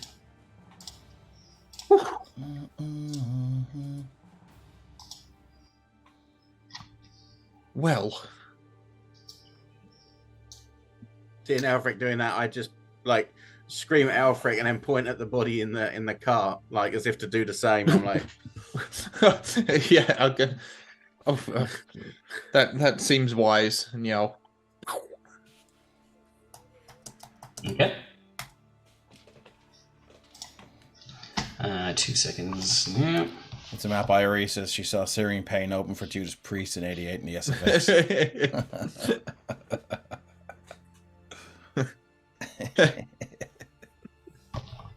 While I've got the wings mark, I'm gonna do a quick kind of 30 to 40 foot like scout around all of us to make sure there's no one else hiding around the place or 2 seconds. no worries. In that instance, I'll probably talk to Aelfric and go, well, my friend, it seems you may have something to tell us. This... Yeah. Sorry, Ryan, what did you say? Sorry for interrupting. I was just distracted by something else. I'm just gonna scout around kind of 50 feet around us in a radius just to make sure no one's hiding or sneaking or anything like that. Gotcha. Okay, sorry, Dave, I'll jump back to you. Sorry for interrupting. Sorry, no, I was just going to do a back and forth with Aelfric while you were otherwise engaged. He'll just say, well, my friend, these assailants seem to know you well. They do. Are you Far being- better than I know them. Really? It may seem hard to believe, but I don't think I have any better of an idea than you who these people are. Yeah, I'm going to check that.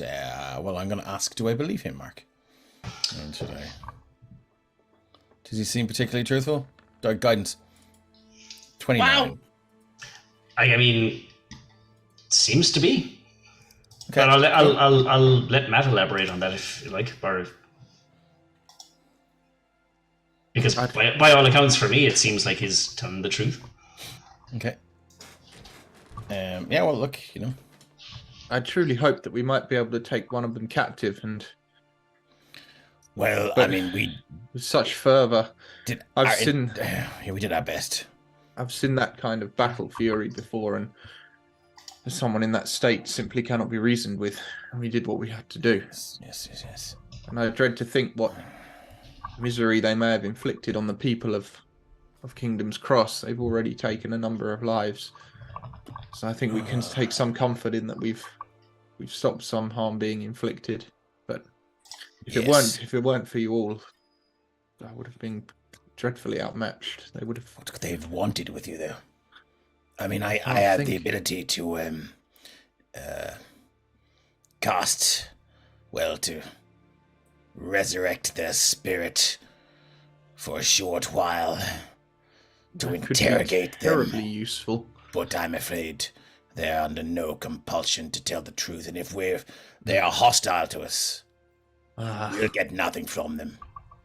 Well, that is quite the limitation. Yes, it is. But I mean, how long? So has it been long? Has it been? We're only at a turnover to what? 20, 30 seconds. I could resurrect one right now, bring him back to life. There's nothing to lose from it. I'll go and cast Revivify on this guy right now. DHC. Yeah, DHC. Okay. Revivify. I do believe it brings him back to 0 hit points or 1. Okay. I actually can't remember off the top of my head. Oh, If you have it throw it in there. So One hit point. I'm going to lose a diamond. Yeah, he's going to bring it back to 1 hit point. I'm going to lose a diamond worth 300 gold pieces, which I do believe we have. Not to throw this the whole thing. Mhm. We're gonna revivify the guy that refused to talk to us and fought to the death and definitely isn't going to talk to us. Does Damon, you may be able to probe his thoughts? I don't. That's what I was thinking exactly. I was waiting for him to Okay. be brought back. All right. I just wanted Is this guy kind of riddled with the Violet Madness as well? Yeah, they all were. All the drum. Oh, Yeah. hold on. And if it's touch, he's not doing Oh, it. yeah, that's a good point. He is Range crispy touch, now, he's though. not doing it though. Okay, cool. No, he'll just look at them, my friends. Not to overstate my role within the party, but there are afflictions and maladies that only I can cure. No, I think that is a sensible precaution. A very sensible precaution. Does anybody else need to be their wounds healed? Or... But their references to a mother figure, it does seem to chime with some of what Damon and I discovered from our research. It raises the slightly disturbing possibility that if the Violet Madness is nothing but an offshoot from a larger source, that perhaps there's some kind of a sentient will behind it, and these people were servants of its will.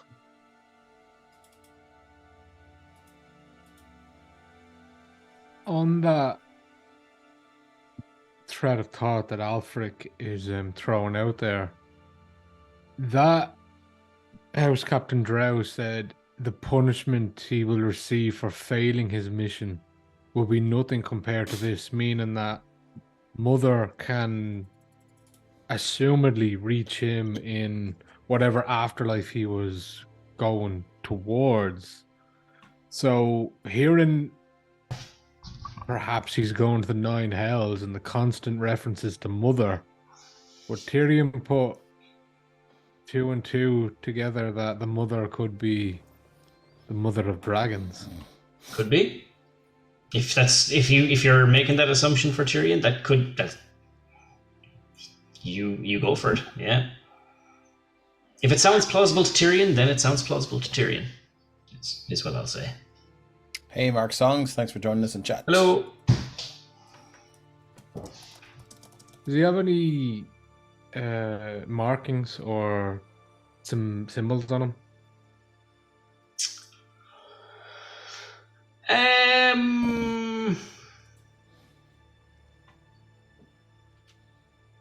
No, he wouldn't. Okay. Well, in that case, Tyrion will just start stacking the bodies in the cart. Shadar is going to take this moment to walk behind this place here. He's going to pull out a tarnished silver mirror, and he is going to spit in it. And he's going to just rub the spittle along the glass of this tarnished mirror, and he's going to attempt to cast scrying on a creature that he has heard, that he now has second-hand knowledge of. He has heard of her. Oh, that is interesting. Mm. That is interesting. Okay. So my spell save DC is 17. It's, I do believe, second-hand is +5. So that brings the spell save DC down to 12, am I right? I would argue that you've heard of the target. You still need a name. You know her by her. The mother, though, wasn't it? So didn't someone say the mother? Yeah, true. Guided. True. Mother, I failed you, but we will bring your bring the promised land. So look, if it's doomed to failure, that's absolutely fine. So. Knowledge save modifier. Second hand, you have heard of the target. +5. First hand, you have met the target. Oh no, that's for me. Oh, so yeah, so I get a +5 to the save. Yeah, so essentially my spell save DC is 12. Okay. I get you. Okay. I get you. Of course. Okay. Yeah. So I have to basically whatever I roll, I just add another 5 onto it. Yeah, pretty much. So he's trying to scry on this being that like he's heard of. Let me just double check was it wisdom? Let's see what wisdom saving throw, I believe. Yeah. I just need to see what Mother's wisdom save is. Let's say it's fucking whopper. But There's a +12 to it, so you just there's no point. Well, I mean, you could still roll a nat 1 as a fail on the save. Nat 1. Depends on how Mark rules it, I suppose. Okay, right. So /R 1d20. They can choose to fail though if they so wish as well. Yes, they're not. So I add 5. Yeah, you've got a +5 bonus on top of whatever plus they have to their wisdom saving throw. That's a 26. I'll do it. Fuck. So you're going to Yeah, Mother had Wow. a plus 11 to her wisdom. I had to try. Yeah. That's impressive. So as you stare into this mirror and try to scry on what little information you were able to muster, you draw a blank. The spell fails. I'm going to walk back out then. Up here. As around you, Damon, as you're flying around the kind of periphery of where the center of the fight took place, you see little kind of bands of fights, town guard, other little bands of adventurers taking on these drow, but you can see that most of which have been slain or have been forced into a hasty retreat. But these drow centered on you weren't the only ones in town, obviously. But yeah, it seems that the threat has been quelled, and there have been losses. Some town guard have fallen to the blades of these assailants.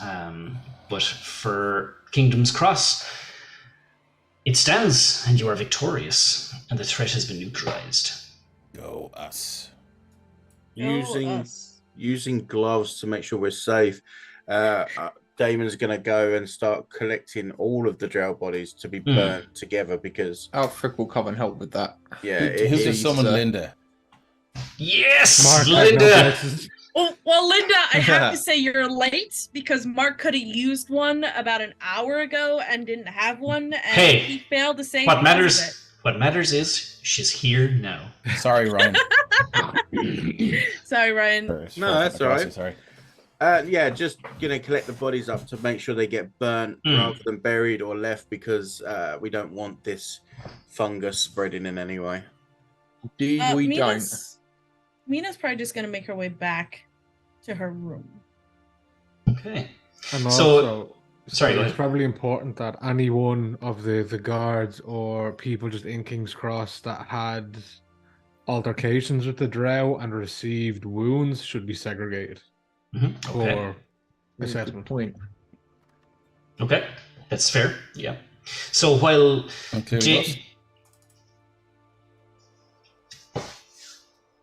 Yeah, well, yeah. I mean, we're with us, so if we start changing, We are the cleanup crew. Yeah. So I suppose what's happening then is, by my account, is that Damon is kind of helping gather up the dead to be incinerated, while Tyrion and presumably Shadar and Aelfric are helping with the survivors and the segregation and the quarantine, and Mina is going back to her room. Is that pretty much what's yes, going down? Okay. Help with the peasants. So what I'll do then is I'm going to jump to Mina, but we're going to take a 5-minute break first. Okay. Lovely. Yeah. Thanks very So much. we'll come back in 5 minutes, and see you in a bit. Same Same time. minute. See you soon.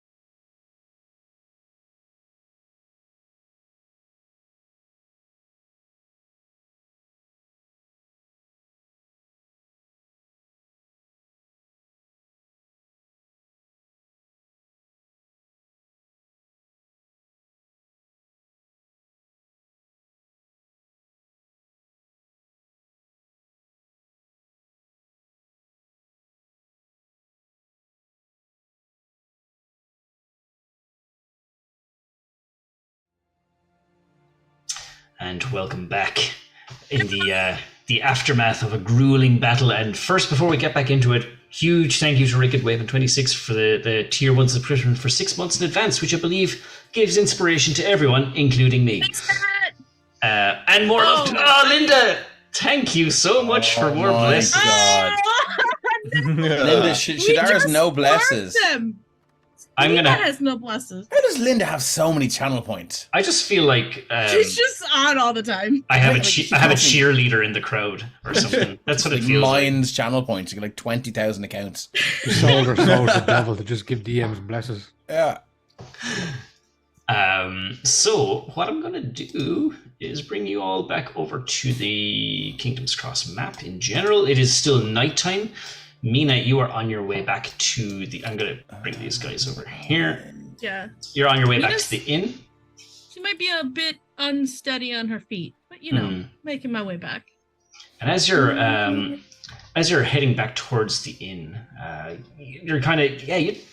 as you said, you're a bit unsteady on your feet. You don't feel really well. Like your stomach is a bit upset. You feel like you're going to throw up. As you approach the Weary Merchant Inn, you hear a voice, and it says, "Are we headphones off or not yet? Not yet. Okay. Oh, wow, Cool. You hear a voice that says, "You look a little unsteady, milady." And milady. Oh no! Don't do this. And across the street, leaning up, arms folded against one of the buildings, is Joris, the guy you met back in the market earlier that morning. He unfolds his arms and he walks over to you. "I really must thank you for what you did with the child." Joris, was it? "Yes. And you are?" Mina Dumont. Pleased to meet your acquaintance. Sorry, everyone's fighting and it's a bit much and... Are you hurt? I took a couple of blows, but I'll be all right. I was just heading to my room to rest up. And the mother, is she all right? No, I did not reach her in time. I'm sorry, but He kind of pinches the bridge of his nose and says, she was carted to Pethlin this afternoon.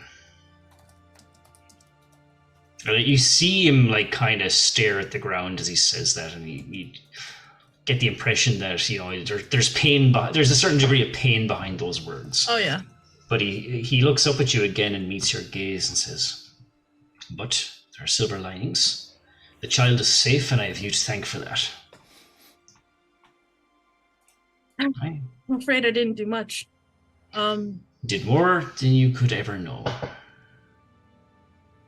You saved a child from trauma, and you granted the peace to the mother knowing that the child is in safe hands. Wait, sorry,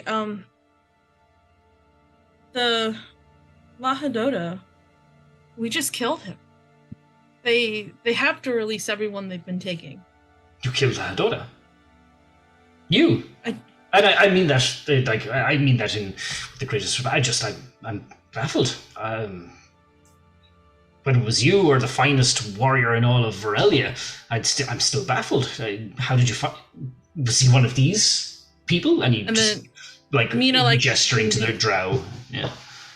Mina, leans on the wall, but it's more because she needs support when she's trying to be cool. And she's like, it's a long story, but I'm not alone. Traveling bunch of people, and he attacked us, and we killed him. But they have to release everyone now, then, because they're not him. Can you say with the utmost of certainty that the person you killed was Lahadota? Yes. I speak from the Castonian Guard point of view. They say they see me as that person, but listen, when everyone gets free, or I'm not sure if you guys can travel or anything, but we're heading to Pethlin, and I know you guys wanted to head back to Ambersand, and I have the teleportation circle. I can send you there if you get everyone together. I mean, I wouldn't want you to be trapped here after everything. His eyes widen. And then Mina promptly turns over and throws up. Miss Mina, are you sure there is nothing I can do for you? You seem quite ill. Are you poisoned? In a way, I just waiting for my magic to resupply. I'll be fine. I'll be fine. Teleportation, that's... He again folds his arms and kind of smirk on his face. You're more than just a run-of-the-mill traveling bard, aren't you? Killing dangerous wanted men, teleporting people to safety, saving children. If I didn't know any better, those are the markings of a hero. Oh, please don't say that. I'll throw up again. Well, color me impressed. But you say you're on your way to Pethlin. Well, that's my next destination, for I am heading in pursuit of that carriage that took that lady away.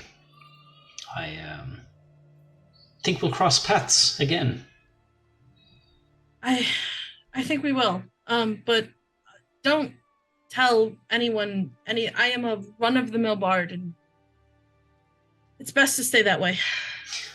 My lips are sealed. And mine are trembling. Good night. If there's anything I can do for you, you go to the market before dawn tomorrow. You just let me know. But I shall see you in Pethlin otherwise, I'm sure. I'll follow the music. And yeah, she kind of continues forward. Yeah, and he'll nod and he'll venture off, kind of looking over his shoulder for guards. Obviously, he's a wanted man himself, so he's sticking to the shadows, so to speak. But yeah, you make your way inside the Weary Merchant Inn. Probably held on to that conversation a little longer than you would have liked to, as you kind of miss a couple of steps coming up the stairs. You kind of fall over a little bit and you make it to your room. Mina probably wouldn't have had half that conversation if she was in her right mind. Yeah, I figured. Yeah. But yeah, no, she gets in, she locks the door, she sets up like a Liamin's tiny hut, like she just wants to be almost unreachable at this point. Okay. And then I think everyone has to take their headphones off. This is the point where the headphones off would start. This is the point, okay? Jesus. We'll give you the signal anyway when we're good to go again.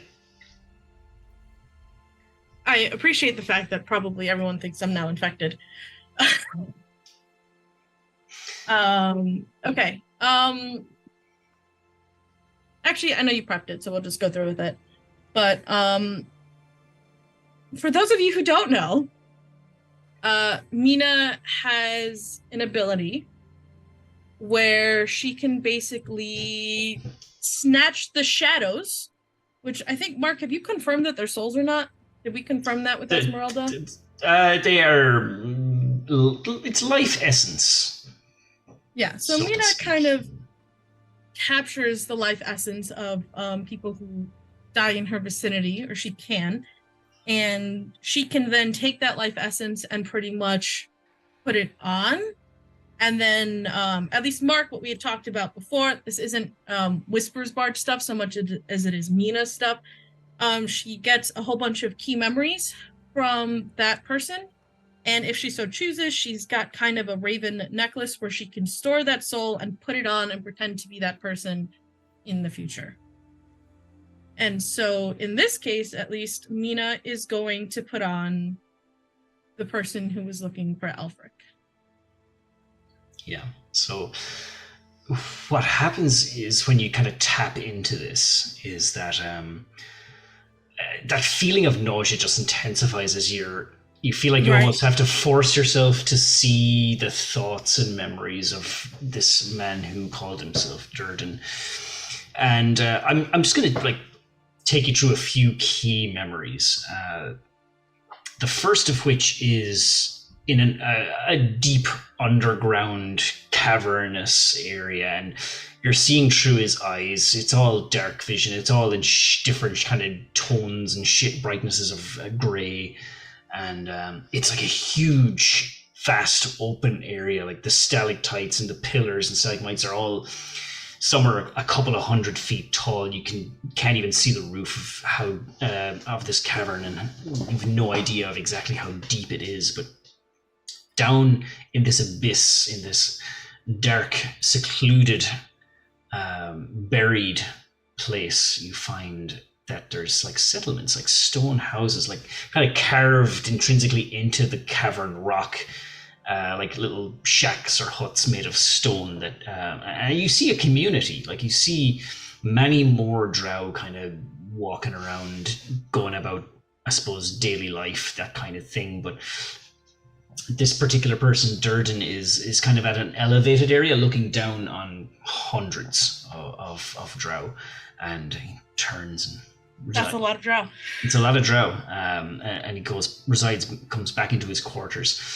And you see that he's not alone in the room. There's another male drow, and he's in similar kind of cloaks, but he's smaller and thinner. Durden was tall, bulky, like a strongman kind of thing. Yeah. And there's. Do you speak or know Undercommon? I would in his body. Oh, you would actually, of course. Yeah. So, but I don't like. Yeah, myself. Mina doesn't. Okay, yeah. But well, like he would understand it, so I would understand it. True. Yeah, that makes sense.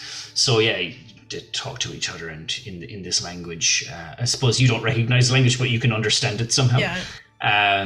He says, "It's time. Come."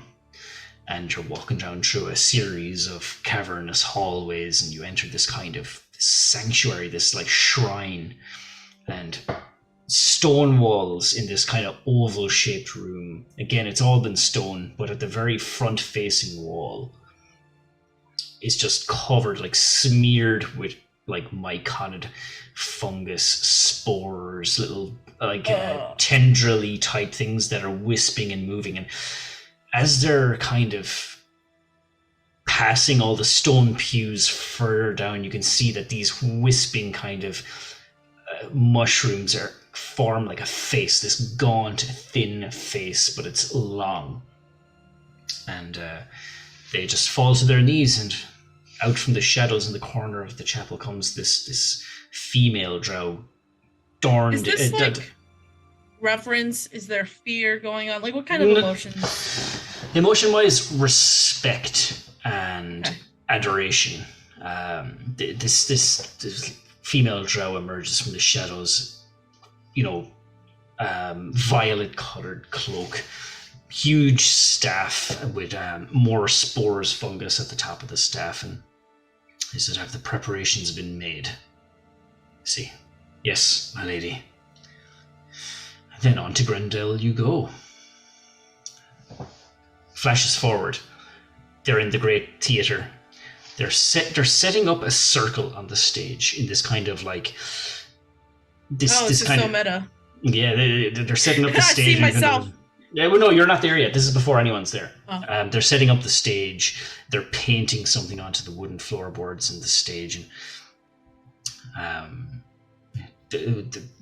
Durden says, "I'll walk the perimeter as you finish the preparations for the conjuring." And he does a lap of the theatre, and out of the corner of his eyes, he sees a red tiefling walk into the theatre. That's a sexy tiefling. Yeah, a particularly sexy tiefling walks down the aisle and stumbles up behind him, or sneaks up behind him, knocks him out, throws him into a crate. He says, "He will perish with the rest of them. He'll be one of us soon. Come, preparations are done. It's time."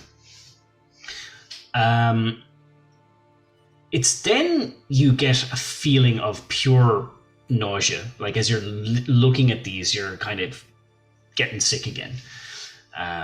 more flashes and memories of them chasing after Aelfric. Is there anything specific about Aelfric? If Mina can be searching for memory, she would be searching for Aelfric. Gotcha. Okay. Aelfric in particular. I can roll for it if you want, but I'll tell you what. Roll a Constitution saving throw DC 16.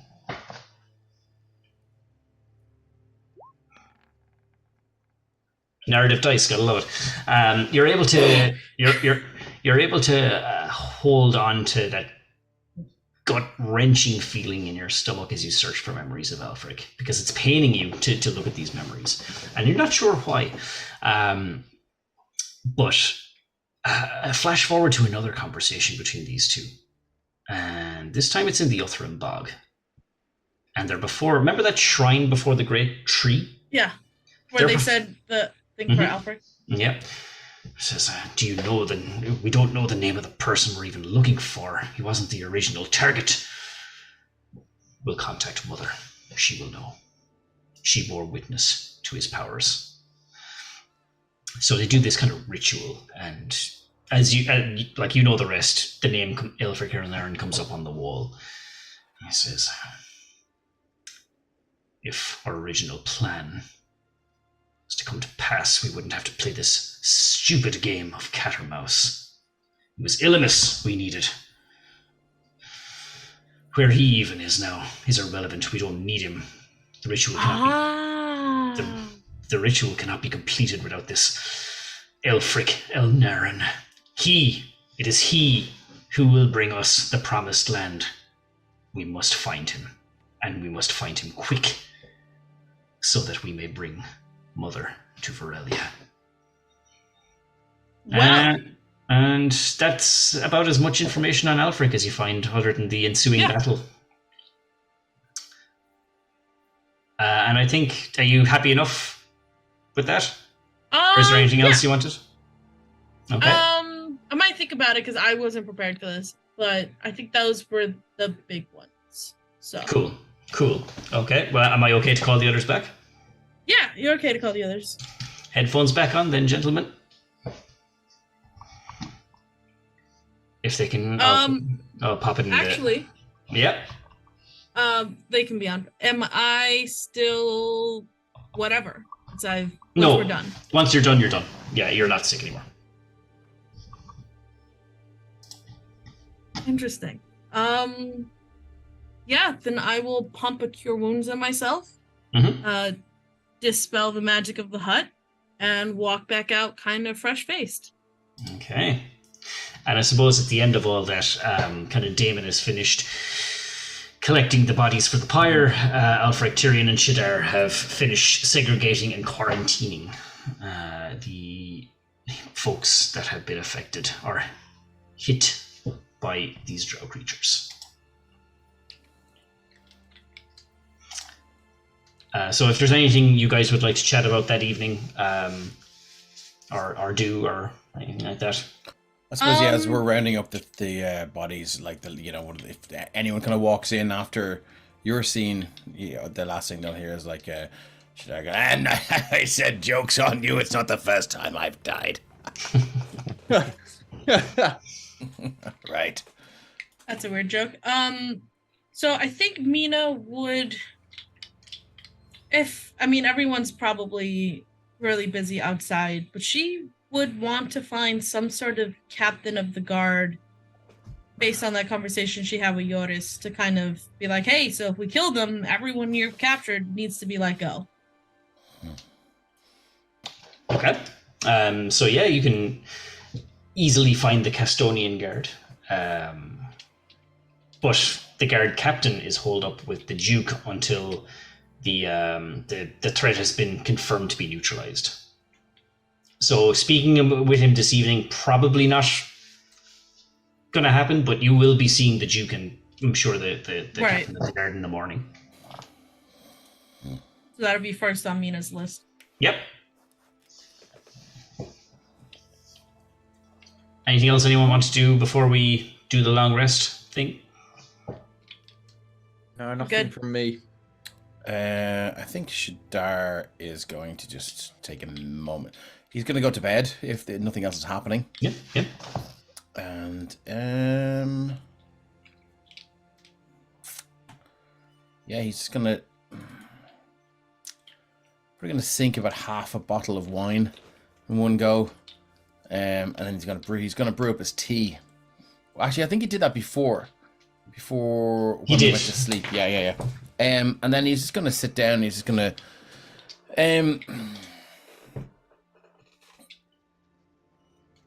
he's gonna just pray to the Raven Queen. Now that he has the time, he will just sit down.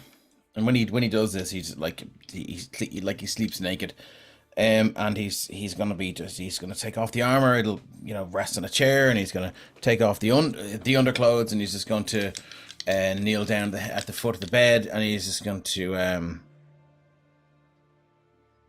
he's gonna pray to her. He's just gonna talk to her. He's like, my queen.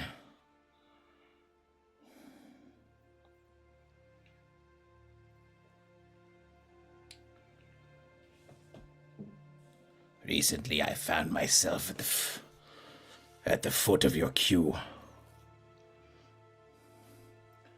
It was the fulfillment of my existence. It was everything I've yearned for and more.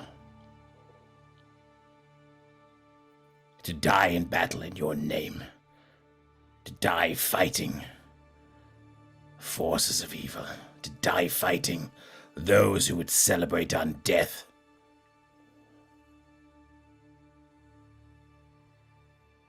Yet,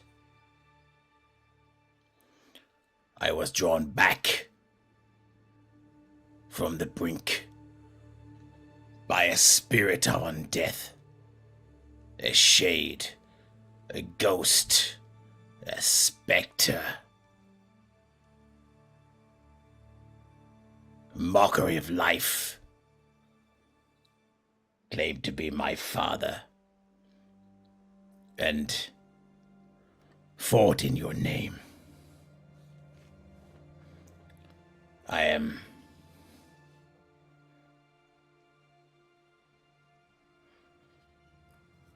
adrift in a sea of unanswered questions.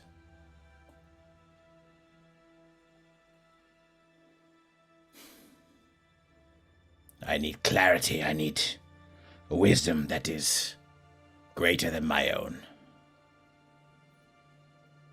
I beg for some sort of direction or light or something. Not from you, then maybe from those who are more experienced and wise than I when we reach Pethlin.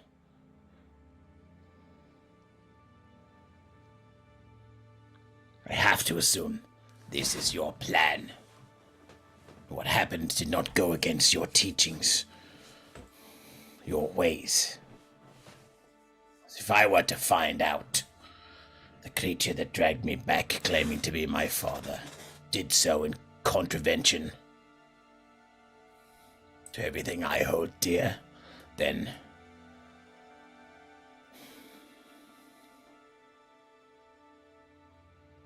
well, best leave that unsaid. And he'll get into bed and he'll go asleep. Okay. Can I ask you to make a wisdom check, please? Just a check. Check. DC 16. Oof. I do. I have an inspiration here, so here comes a wisdom check.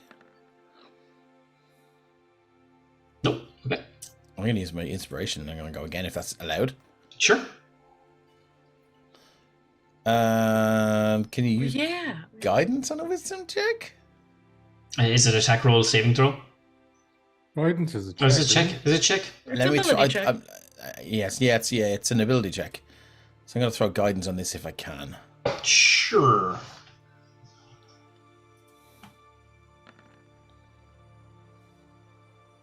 Oh. Oh, so if I get a Does 4... that include the guidance? Yeah, Nope. you got to get a 3 or 4. Oh, the dice have spoken. Nice. So, as you knelt by the bed and prayed to the Raven Queen, you put the question to the deity that you've basically poured your soul and very way of life into, as Shadar put it, adrift in a sea of unanswered questions. You put the question to the Raven Queen as what is the next move here? What is the sign? What should you follow? And as you're drifting off to sleep in bed, you hear a cawing, like a raven cawing, and just bleeding in through the torchlight outside on the street, you see a raven just perch on the windowsill of your room, and in its mouth, and it has something in its mouth. You can't see it from where you are, observant as you are. It just looks from side to side and drops whatever the thing is on the windowsill, flies away.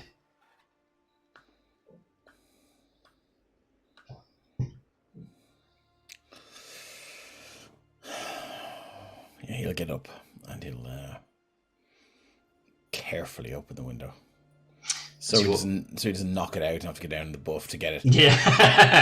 Yeah, so you pull open the window, and it's getting into the wee hours in the morning, and a cold breeze rolls in through the window, but they're resting on the windowsill. Call it coincidence, call it whatever you like, but what the bird had in its mouth, what the raven had in its mouth, was a small bone, charred and blackened, no doubt from one of Aelfric's fireball spells. A black bone, if you will, resting on the windowsill.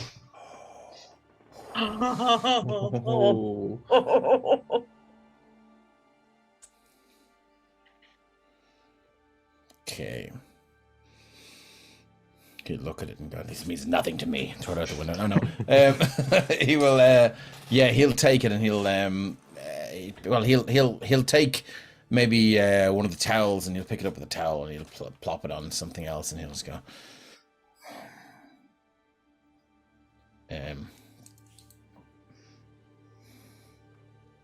Cryptic as ever. Maiden of Ravens. I am honored to think that you heard my prayer and answered. And I thank you. Here you go, Steve. Okay. He'll jiggle his feet in the bed a little bit and go, woo!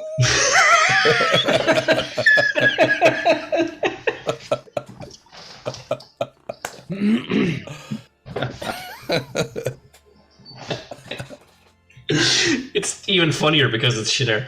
Yeah, in his Raven Queen pajamas. He's in the nude, you said.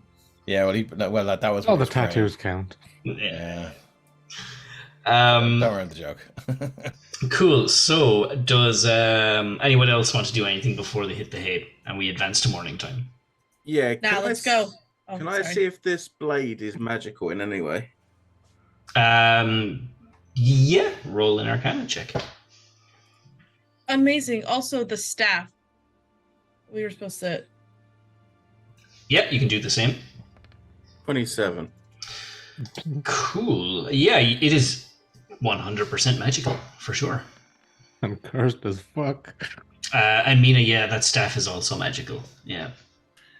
In that case, I'm going to ritually cast. So spend the 10 minutes, get the floor ready, put the blade in the middle of the circle, and then ritually cast Identify on it.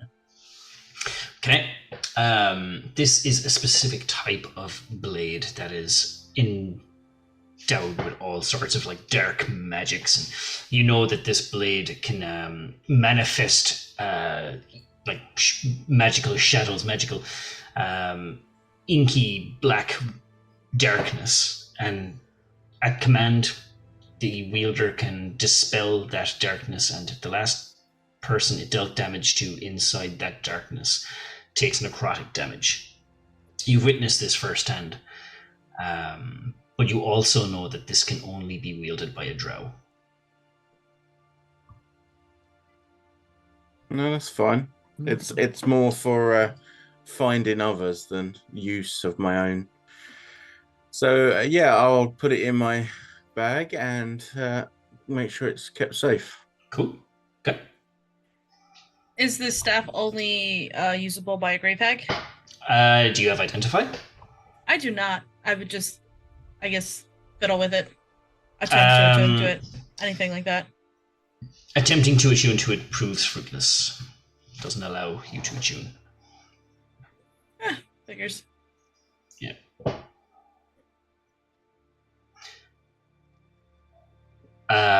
With that, are we good to advance in time? Yeah. All good here. I think so. Very good. As your interrupted nights of rest finishes, you still get a long rest. Good. And you're all perked up, healed up, feeling much better after the fight now that you've got a bit of shut-eye and rest. And Leveled up. not leveled up just I yet. was going to say, do we get advantage on our level up? Oh, No level up just yet, I'm afraid. What about second level up? Yes.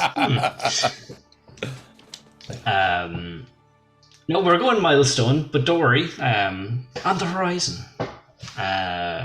But yeah, so you make it to the center of town, walking towards the Castonian Guard, and outside it, the guards and Duke Fenwell already have the wagon loaded, ready to go.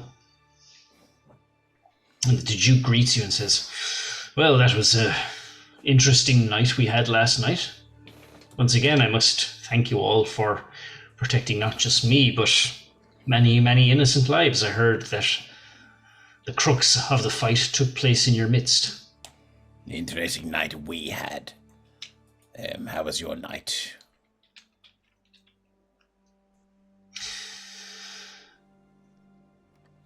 I can imagine that everyone is a little bit worked up, but I assure you, while competent with a blade, I do not match the likes of yourself, Sir Tyrion, or the magics that Aelfric, Mina, and Damon hold. But you're okay. They didn't attack you. They didn't take the mint from your pillow or anything. No, I remain unharmed. Good. It appears I wasn't the primary target of these assassins. Everyone in town knows Aelfric was, because it was booming through the skies. yeah. Well, that must be nice. Dude. Maybe we should leave. So, my dear Duke, of utmost importance, it seems that last night we felled this Lahadoda, and there have been quite a number of people taken to Pethlin under the assumption of being Lahadoda, and those people should be freed. Well, luckily we are bound for Pethlin. I have already sent a carrier pigeon ahead with notice of my arrival, and I've received one back just this morning. Duchess Tenno is eagerly awaiting my arrival, as is some others, as it happens. It appears that there are quite a few quite a few people of importance in Pethlin. At these times we have we have Duke Kalomus there. We have Duchess Venusht there. Even King Jaeger himself is in Pethlin. All meeting at a moot to decide how we're going to stop the spread of this plague. My son has already known that I am alive and well, and they're all waiting our arrival. Great. Well, I hope a meeting of the four dukes, the three dukes and the Duchess, is fruitful. 2 dukes, 2 duchesses, and a king. Walk into a bar. Sorry. Well, Walk into a bar.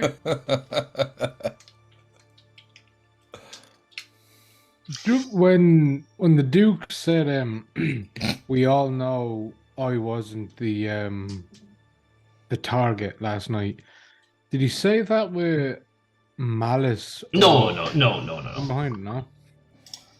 No. Maybe for me. It was kind of like a rebuttal to Shadar saying, "Well, I know I wasn't the target," because it was clearly Aelfric. But no, there was no malicious intent behind that or anything. That could have been important to know. Yeah, okay. All right, shall we get moving then? I just have one job I must do very quickly, but I'll be very, very quick. Would you need assistance, my friend? No, I just need to get a letter sent with one of the guards. I'll be back very shortly. All right. And I'll head to the guardhouse to see that guard that I spoke to the evening before. Timothy. Yes. Timmy. So I have the letter. I have it sealed. Yep, I've read the letter in the background, so thank you for that. No problem. Now, do me a favor and make sure this gets exactly where it needs to go to and no eyes see it. Do you have the exact address on it? Just, you're saying exactly where it needs to go. It's for attention of that person at that place. Okay. He looks at the letter and he says, I will most certainly do that, Damon. Didn't strike you as a religious man, but I will have your postage sent post-haste. We've all got many forces under our daggers. Do you know what I mean? Indeed. I will have this sent this morning. You have my word. Excellent. And just keep in mind as well our conversation last night. Indeed. Thank you, good sir, and have a good day. You too, and take care of yourself out there. Thank you and your friends for everything you've done for the town last night. Thank you for doing all you can as well. He'll nod and he'll take the letter. I'll start heading back over them. Right, I'm ready to go when you are. Very well. Let's make a be move. on the move. Are we walking or are we on a cart or what is that? So the Duke and I'm on a horse. the Duke and some of his men have a cart. Others are walking. You guys are walking. Mina has a horse. All right. Anybody looking motherfucker, vaguely on a purple horse this morning? No. Like if you guys want to snag some, or legally acquire horses, you can. No, I'm fine to walk. It's fine. They have to duck there. You're not to travel at the pace of the slowest person anyway. Very good. It is it's a day's travel to Pethlin, so I'm gonna fast forward it to there. But I'll give you guys the option to again hold palaver as you travel, or. Shadar is just singing a classic Raven Queen sort of hymn. 25,375,121 souls in the queue. Take one down, pass it around. 25,375,121 souls in the queue. Oh, my dear sweet baby Jesus, I would kill him. He's just singing that to himself. He wouldn't mind. I'm surprised He wouldn't mind. I'm surprised you're not singing diggy hole, diggy hole.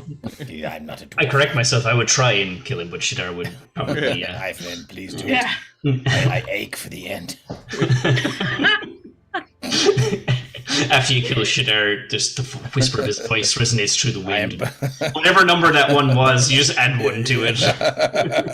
I am but a ghost in search of a graveyard, my friend. My Okay. goodness. So, you guys have a very safe passage through to Pethlin, and I'm going to bring you over to the Pethlin map. Oh, shit. Oh, shit.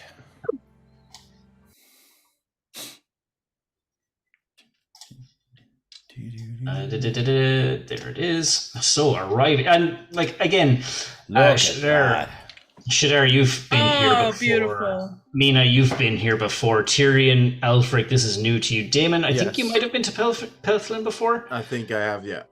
As you walk through these huge gates, already, even though it's like a walled community society, it's a huge city.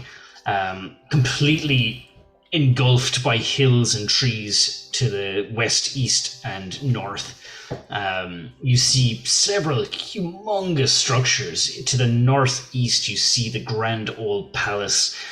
Those of you who are from Castonia know that Pethlin used to be the old capital of Castonia hundreds of years ago. It's Pethlin's known as the first city of Castonia before Heathcote took that privilege.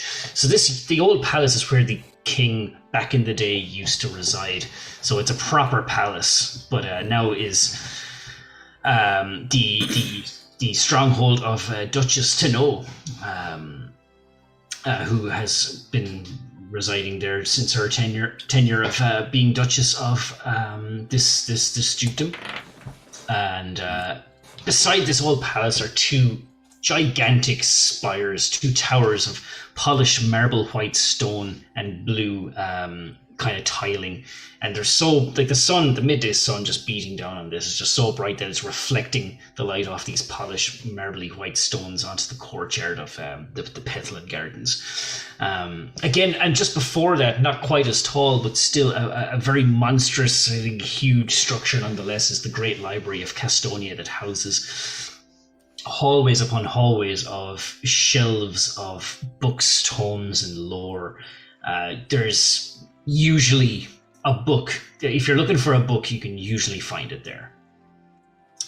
The centerpiece of Pethlin is the Grand Arena.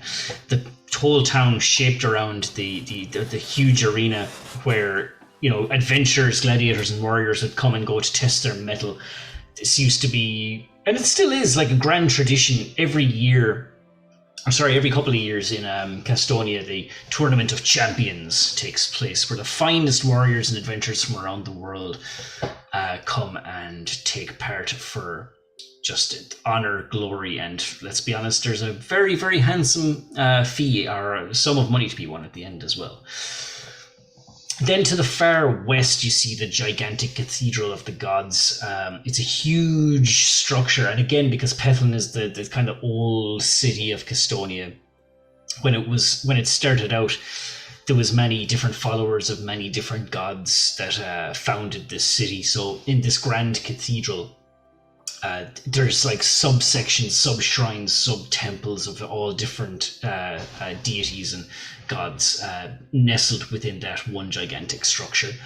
As you enter through the city gates itself, you're kind of in like the old town, like the first settlements of the city kind of established, and it just kind of grew outwards into the hills and trees until it eventually just became this enclosed structure of a bustling city. And as you enter to your left, you see these like old cobblestone paths leading up to this structure that and gardens that depict the famous Pethlin bathhouses that had been there since the town was first built. And again, Shadar, Damon, and Mina, you'd know all this, and you're kind of telling this to Aelfric and Tyrion, who are kind of tourists around these parts, I think. But yeah, the Duke arrives in the gate along with you all, and he says, well, I can say without a shadow of a doubt that all of you have had a hand in protecting the realm, and you will have my eternal gratitude for that. You've helped to navigate our way through these trying times, and I told you you would be rewarded, and rewarded you shall be. I head now to the old palace to convene with the other dukes, duchesses, and his Royal Highness is here. And looking around, you can see that the town guard is just on high alert, and there's again a few more than just the Tenno dukedom guards here because of the king's presence in the city. There's kind of all hands on deck, and he says, well, this is where we take our leave for now, after I have spoken with the powers that be, I will be back to you with a reward. Hail, and in the distance, through the gates to the newer part of the town, which would be down here, this huge carriage comes down, and you see heavily armored soldiers, horses, the like, come to pick up the Duke at the front gate to take him there. And there's there's a human kind of that steps out of the carriage. He's in like chunky armor, like the shoulder pauldrons are nearly the size of his head. He steps out, hand on a large sword. He goes, "My Duke, your chariot awaits to be brought to the old palace." And he says, "General Phillips, good to finally see you again. I'll take your carriage with most grateful thanks." And how well made does his armor look? Oh, it's top class. Like it's it's crafted by the finest of blacksmiths. Like you're like, and he even addressed him as general, so you know that he's a pretty high-ranking official in the Castonian army. Okay, so it's pretty good, pretty well made. Okay, cool. Yeah, Good name. It's a good, strong Castonian name. it's a good, strong Castonian. Good, strong. Comes from Hepley, I believe, Mark, does he? Well, yeah, you'd have to talk to him, I think. Wait, what was the name again? Phillips. General Phillips. For those of you that don't know, a couple of us play in a different game that takes place in the future in this world. 60. This takes place 60 years prior to my other game that I run in this room. Yeah, So there's some Easter eggs that they have that we don't. Sorry, Great grandfather. might have missed a lot there. Sorry, I had to duck away. No worries. I was just kind of describing the points to note of Pethlin. But, just to sum up, the Old Palace, Wizard's Towers, Grand Arena, Cathedral of the Gods, and the Great Castonian Library, and the Bathhouse, and Old Town. As they're going that way, I'm going to suggest to the Duke, is there any chance that me and Aelfric may come with, or even the others, because we want to go and see Gelfond? Yes, this is a very important matter. The general of the army that accompanied the Duke into the carriage, he says, "Not right now. There's important matters to be discussed by the leaders of this realm. But I assure you, we will call upon you when matters have been discussed." And the Duke tells me that he is indebted to you all. You will be treated accordingly. He bows his head. He follows the Duke into the carriage. You say so.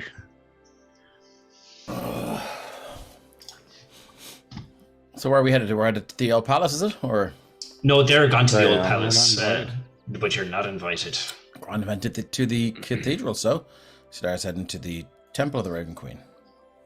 Okay. Everyone Ian will else. follow along to the cathedral. Okay. I'll kind of hang around with Aelfric as Aelfric doesn't know the place, just to see if there's anywhere Aelfric wants to go, and just to keep an eye, because obviously Rocket's going to be with us as well. So, yeah, I'll be the guide for Aelfric, essentially. Okay, so Shadar, Tyrion going to Cathedral. You guys are just kind of hanging around for now. Mina? Mina's probably like the last person to leave where we walked in. Like Shadar walks off, Aelfric walks off, Damon walks off, and all that kind of stuff. And she just kind of like looks over the entire city on her horse, a little like kind of like, oh well, what do I do now? And then she'll probably just take off in a slow trot, like kind of meandering more than having anything specific to do. I think before Shadar leaves, he will say to everyone, "I'm very well known amongst the temple folk here. I shall arrange apartments for us. And maybe we should arrange to meet somewhere in an hour or two, once I check in and tell them I'm still alive and that. But we need not stay in an inn tonight.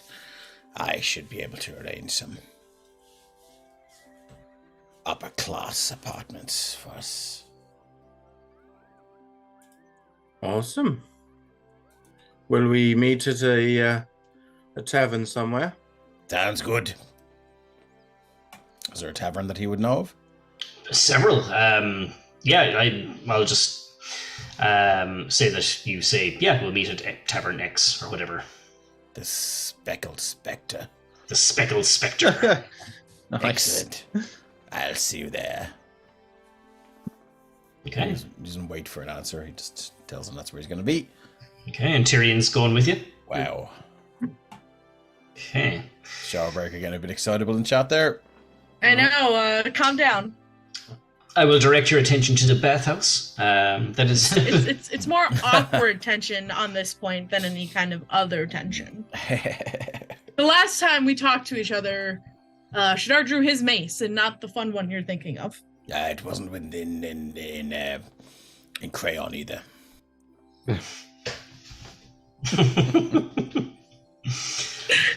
Aelfric, I wonder if we might take a jaunt to the library and try and do some research on what we've been trying to achieve. Yes, from what I've heard, the library here is quite impressive. Okay. Who will go first? Let us go to... I'll roll a d4. If it's odds, we're going Damon. If it's evens, we're going Shadar. Well, the dice gods have spoken. So we're going to the Great Library of Custonia first. Damon, Aelfric, as you make your way to the old kind of... it kind of has like a Tudory kind of look to it, kind of... But it's humongous. It's only maybe 4 stories high, but it's a very long building. And you're quick to realize when you go through, you press open the big bulky wooden doors, you see that they're it's all one ground floor, even though out from the outside it looks 4 stories high. It's just the bookshelves are so damn high. They stretch up, and you're just looking down to your left, to your right. It's just, there's no beating around the bush. You walk in the door, you are in the library, and there's a big round kind of reception desk with literally just one person manning the station. And there's just rows and rows and rows. There's so many shelves, really, really tall shelves, books and ladders. And some of the ladders are even kind of powered by magic. You see these little mage hands moving the ladders as some people are trying to find what they're looking for, already climbing up the ladder. And you see kind of some books sorting themselves on the shelves and things like that. And you can see that the roof the ceiling in the place kind of coves in this kind of architrave that has really kind of nice, emblazoned kind of symbols of different schools of magic, different kind of quotations from famous wizards, that kind of thing. And you can see that every row and every hallway in this place is categorized. So you see an enchantment section, a divination section, and even a necromancy section, but then they're all subcategorized to be, topic based and then alphabetically based. It's super well organized, and there's a elven woman behind the desk, and she beckons you on in, greets you in, and says, "Welcome to the Great Library of Custonia. What is it you are looking for?" Well, greetings. This is a remarkable place. I think one could probably spend several lifetimes here if they were so inclined. But we are looking for texts, books, and the like on magical diseases. Magical diseases. Also, if possible, we'd like to cross-reference that with Drow. And good possibly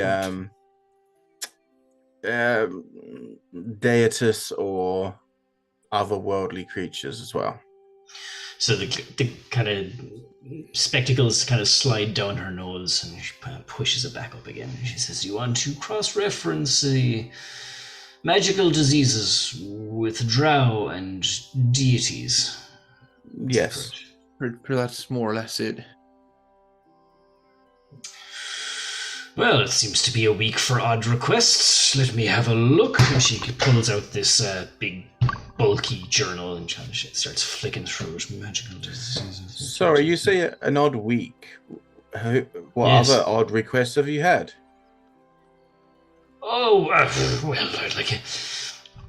well, we're a very vast library. The extent of the knowledge kept in these walls is vast, and it's available to anyone who would be willing to read these tomes. But yes, a young man came in here maybe 3 or 4 days ago. And he was asking for...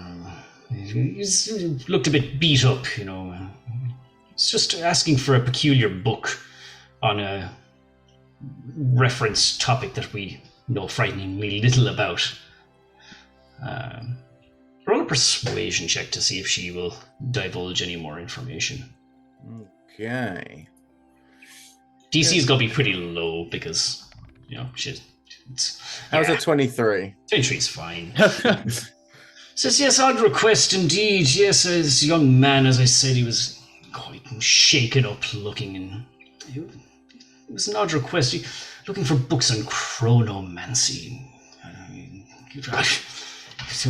He was only but a child. He must have known, only approaching adulthood, I would argue. Young man, yes. But the fact that chronomancy is just not really a well-studied field or school of magic, that didn't make it peculiar. What made it very peculiar was he was looking for tomes even though the child was blind. Is this a child of town, or...? No, I've never seen him before in my life. He came into the library, he was carrying a book already, and when I directed him to the section, I was curious. A few minutes later, what was it, 15, 20 minutes later, I followed him down to the section where we have frighteningly little tomes, and he was gone, he disappeared. Sounds There's going to strange. And some books on chronomancy were gone. He will have some substantial late fees if he's late with them. That's all I'll say. Oh, rightly so. If these books and this child are to return, would you, if we're in town, would you mind sending for us? Just because, learning and the learned is a great interest to both of us. So it'd be nice to know how he's able to transfer this information. Yes, he certainly sticks out. He was, relatively well-dressed and ashen-coloured hair. Yes, I'm sure he's human. He would stick out. Okay. I'm guessing by Stephen smiling his damn face off, it's another Easter egg. Jay's been going crazy in the background. Yeah. Well, it's very, very curious, very interesting. But yeah, and she's kind of her attention now. She's kind of still flicking through the pages. Not to be too demanding. Yes. Just flicking. Okay, cross-reference that with the deities section. Yes. A few tomes. If you're going to want to walk about maybe 300, 400 feet down aisle C. You're going to want to take a left. You're going to want to go to pass 4 aisles until you get to bookshelf number D7. Take 2 more rights. Take another left. And then if you go straight down for another maybe 50 feet or so and take another right, you should find the section you're looking for. Would you like me to accompany you? I mean, those were rather good directions, I think. But I mean, if you're able to, you know the place far better than we do. I think we'd be glad of the help. Yes, no problem whatsoever. And she just claps her hand. Jeeves? And she casts Unseen Servant, and you just see like a pair of glasses hovering in the air. That's a very nice touch. It says, please follow my colleague here. He will escort you to the area. Lead the way, sir. Did we literally just ask Jeeves? Yes! What an old search engine. That's great. So yeah, the floating pair of glasses directs you to the section you need to go. It takes you a little while to get there, and it's my kind of library. yeah, it takes you a while to get there, and you're dipping and weaving in between narrow bookshelves, and you have to like wait for someone to get down off a ladder so that they can like press it in and let you move along. Yeah, you're led to this really less well-kept area of the library. You can tell that the tomes here haven't been touched in quite some time because they're all like, it's not like the place isn't dirty or dusty or anything, but you can just, Aelfric, you know that smell of old paper, and the stuff in here is pretty select. Could I ask both of you to make investigation checks? DC is going to be 15. This is really just to see how much time it takes you to find the right books. Okay. Yeah. So, Damon, you kind of start from the bottom and you're kind of working your way through. But Aelfric, you kind of like this organizational system is kind of your style. It's a little bit up your alley, I think, and you're able to pinpoint, some of the books that the receptionist was telling you about. Here we are, Damon. I've got them. You pull out 3 books, all dealing with magical diseases that have had either one or all of them have intervention with, knowledge or lore of deities, and only maybe one of them has mention of the drow. Okay. I think this is a good starting point. We can get through these. Very good. So it'll take you probably until evening time to sift through the books. So I'm going to zip over, unless you guys wanted to say something, I was going to zip over to the other guys. There is something I want to do very quickly, if that's okay. Sure. Yeah. So I'm assuming we're going to find one of them tables, in the library where you can sit and read the books and, do your research notes and all that kind of stuff. And Damon will just kind of, before we start, he says, Aelfric, yeah. I didn't like to ask because, it's none of my business and stuff. But I think since our last encounter, I can't help but ask, why were you going to see Gelfond that day?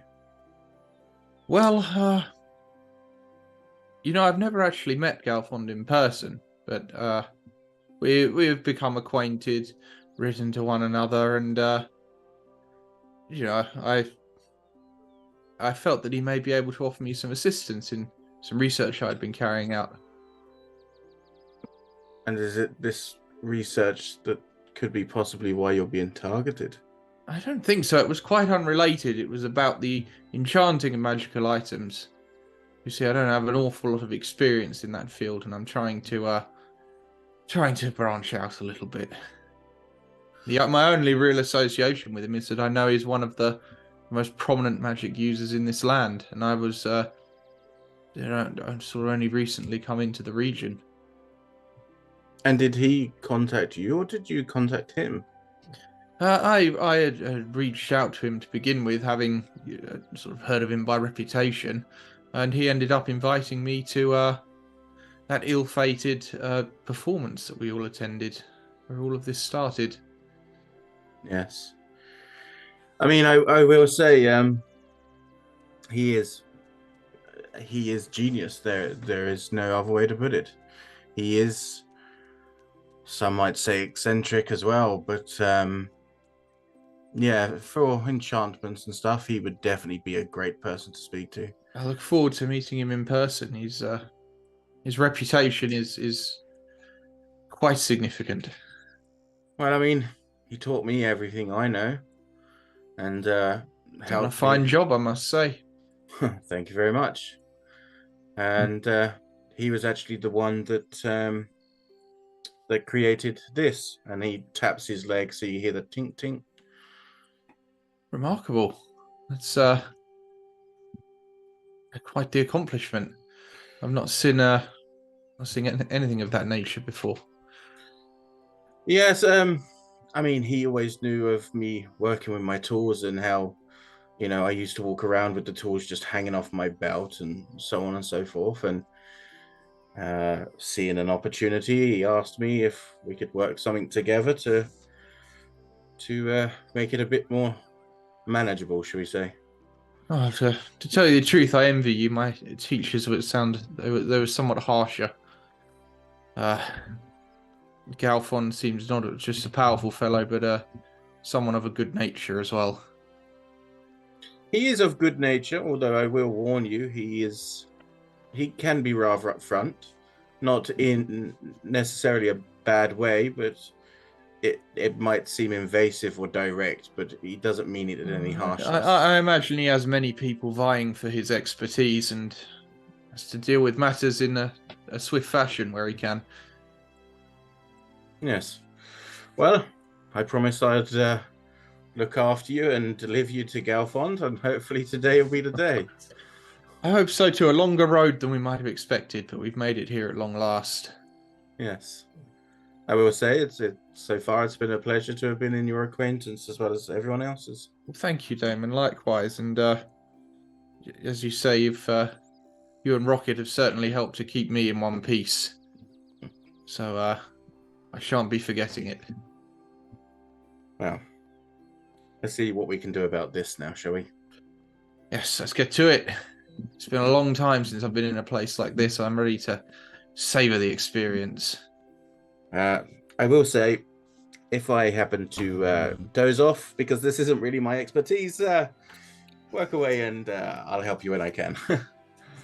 Yes, fair enough.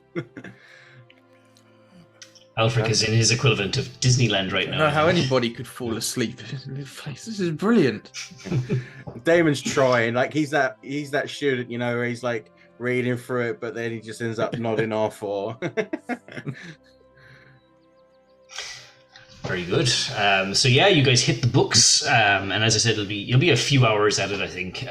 But we'll nip back to that as we deal with the in the meantime stuff. And in the meantime, Shadar and Tyrion are approaching the Cathedral of the Gods, and you know it's like it is a humongous structure. Like it seems like Pethlin just has like some of the biggest old structures, and the Cathedral of the Gods is no different. You see this huge structure with two kind of bell towers piercing the sky, as if trying to reach for the sky, the gods themselves. And as you cross the courtyard to the large temple, the pigeons all separate as you head up towards the stone arch door, and you enter inside. And again, Shadar, you've walked through these doors many a time, and there's this smell of incense, and you can hear the faint humming of like a soft choir. You can hear the faint whispers of worshippers. The light from the midday sun is piercing through the stained glass windows that decorate all the pews and the altar in these various hues of light. And while you are aware that Sir Tyrion has his own deity, you obviously, just out of sheer muscle memory and habit, are directed to the part of the cathedral that has a temple to the Raven Queen. Yes. The smell and the sounds of reverence. It heals my wounds. Indeed, and there's that, you are hit with that feeling of, nostalgia. It feels like it's been a long time since you were in Pethlin. And first thing he does is he reaches into his backpack and pulls out the little what was the name of the town we were in for the Rock of Ages? Oh, that was Grendel. Grendel, sorry, yeah. Pulls out a Grendel snow globe that he bought, and he goes looking for Gertrude. You go through the door, a little archway that leads into the Temple of the Raven Queen, and there are not too many worshippers in there this time of the day. Usually nighttime is when the busy period is, but lo and behold, midway up the aisle where the wooden pews are, you see an elderly, well, not elderly, but middle-aged woman, graying hair, sweeping the floor. And as you enter, she turns. You can see a look of disbelief on her face as her kind of just jaw drops. She drops the broom and kind of scurries over to you, scuttles over to you, and wraps you in a tight arm embrace. And she goes, "Shadar, my boy, I thought you dead." Well, we should talk about that, but technically I was for a split second. But Gertrude, I know that Haven Queen not carry me to her embrace just yet. And as loath I am to admit it, your embrace is almost as comforting. And you'll kind of push her out and hold her by her shoulders and just look at her. You know how wonderful it is to see you again, my dear. And she... Sorry, go ahead. How have you been?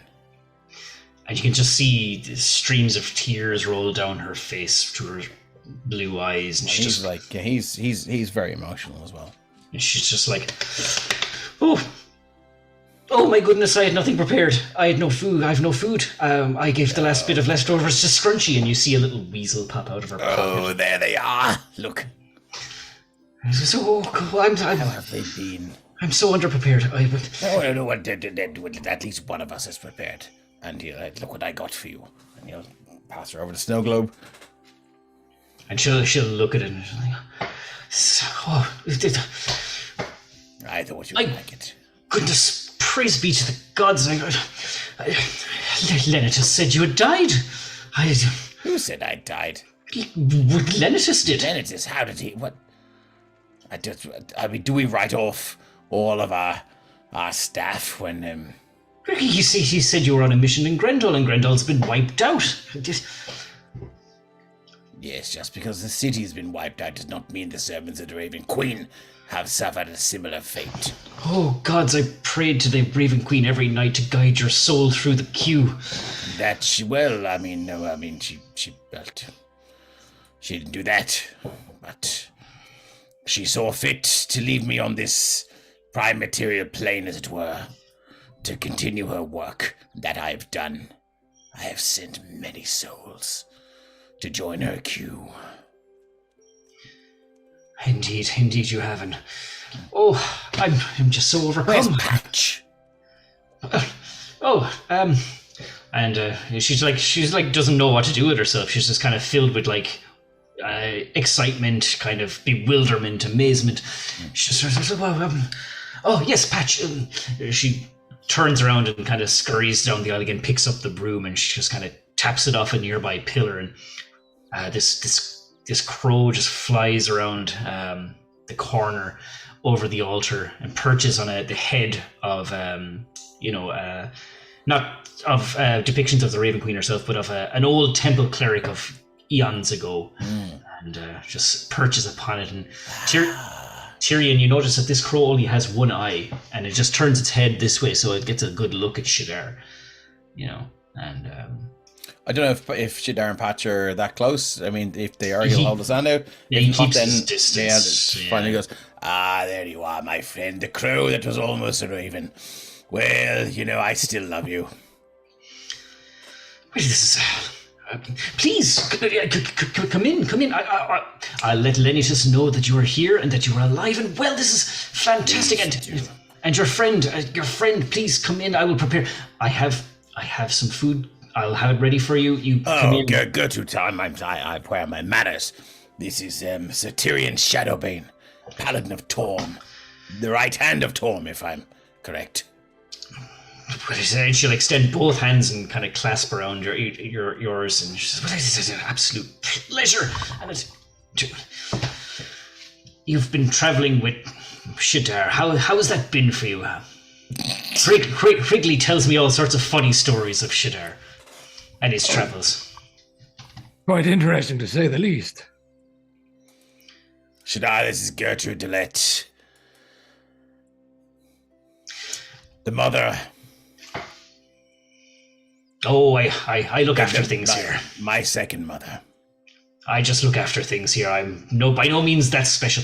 I will whip up some tea. You please, boys, come in, make yourselves at home. Ooh, this has made my day. Gertrude, how are you for money? Are you all right? I'm fine. The temple looks after my needs. I know. But, a day in the bathhouse or getting your hair done or something. Not that you need it, but just as a treat. And he'll just kind of palm off 5 gold to her. She'll take on the underside of your hand and close your fist shut over the coins. No, I won't have it. And nor shall I. Now, you do me a favor. You sit down on that pew. Your friend Tyrion as well. Pleasure to meet you again, by the way. I will get the tea. I'll be right back. Oh my God! She just shouts down the aisle. Just Wrigley Shadar, he's back. And you don't hear a response to that. And as her shouts to this Wrigley person becomes inaudible and distant, you're left alone in the temple with Sir Tyrion. She's wonderful, isn't she? Yes, no, she seems a gentle. You know, yes, I mean, there'd be time I would head off on a mission to take care of whatever evils we were sent off to fight, and always get there. The end of the first day of travel, I'd open my pack, and I would always be a loaf of bread she'd smuggled in there somehow. I don't know how she did it. There was one, I believe on the third mission, I said to myself, I'll catch her in the act, and I slept with my pack beside me underneath the covers of the bed in my own solitary cell. I checked the bag before we left. Nary the sign of a loaf of bread. Yet, when we got to the end of the first day's travel, there it was, a loaf of bread. It could have very powerful magic that you are not aware of. Maybe. I'm Some sort known. of wheat-based teleportation, perhaps. Well, I'm known for my. Sometimes the folks, the other acolytes, before I became proper cleric of the Raven Queen, would call me Seal Shida, and yes, even she could fly under the radar of my senses, as it were. Never figured it out. Always been thankful for the loaf of bread she would smuggle into my pack. I'm sure that's all the thanks she needed, was knowing that you were fed. And as you continue your conversation, you hear the sound of metal hitting off stone, just intermittently, accompanied by footsteps. And as you're broken away from your conversation, Is this limited? it is, yeah. You see yes. this. Can Old. Shadar give him a heads up before he gets here? Yeah, absolutely. Yeah. All right. This guy's my boss, but he's a bit of a dick. Right. He doesn't have my way with people. So just have some patience with him, okay? That's saying a lot. That's huge words coming from Shadar. Right? Yeah, that's got to give a moment's silence of processing power. And with that, as you give Tyrion the 10-second heads up, you see this elderly-looking half-elf. His face is more weather-beaten than wrinkled, but there are definite crow's feet and wrinkles all in there. Graying hair. He's wearing kind of black robes, but it seems to be made of a nice fabric. And this kind of silvery cane. He seems to lean heavily on his right side, and with his left hand holding a pipe. He says, "Well, by the Raven Queen herself, I see a dead man, huh? Come back to life." Well, I'll take the honor of the first part of that statement and leave the rest for the Raven Queen. But yes, here I am. Well, Mission successful, by the way. is that right? Well, perhaps we should speak in my office, Vicanus. Well, I should introduce you to Sir Tyrion Shadowbane, the chosen right hand of Torm, Paladin of Torm. I see. And my brother in arms. He turns and looks at Tyrion. His right eye kind of bulges almost out of its socket, and raised eyebrow. The chosen right hand of Torm, is that right? And what makes you the chosen? What makes you better than the rest of the paladins of Torm, huh? I survived. Any other credentials you meet, no? I died and he chose fit to bring me back and vanquish the evils in this world. Is that right? Yes. Yes. Well, business first and pleasantries later. Vicanus, my office, please. And yes, sir. And sorry, go ahead.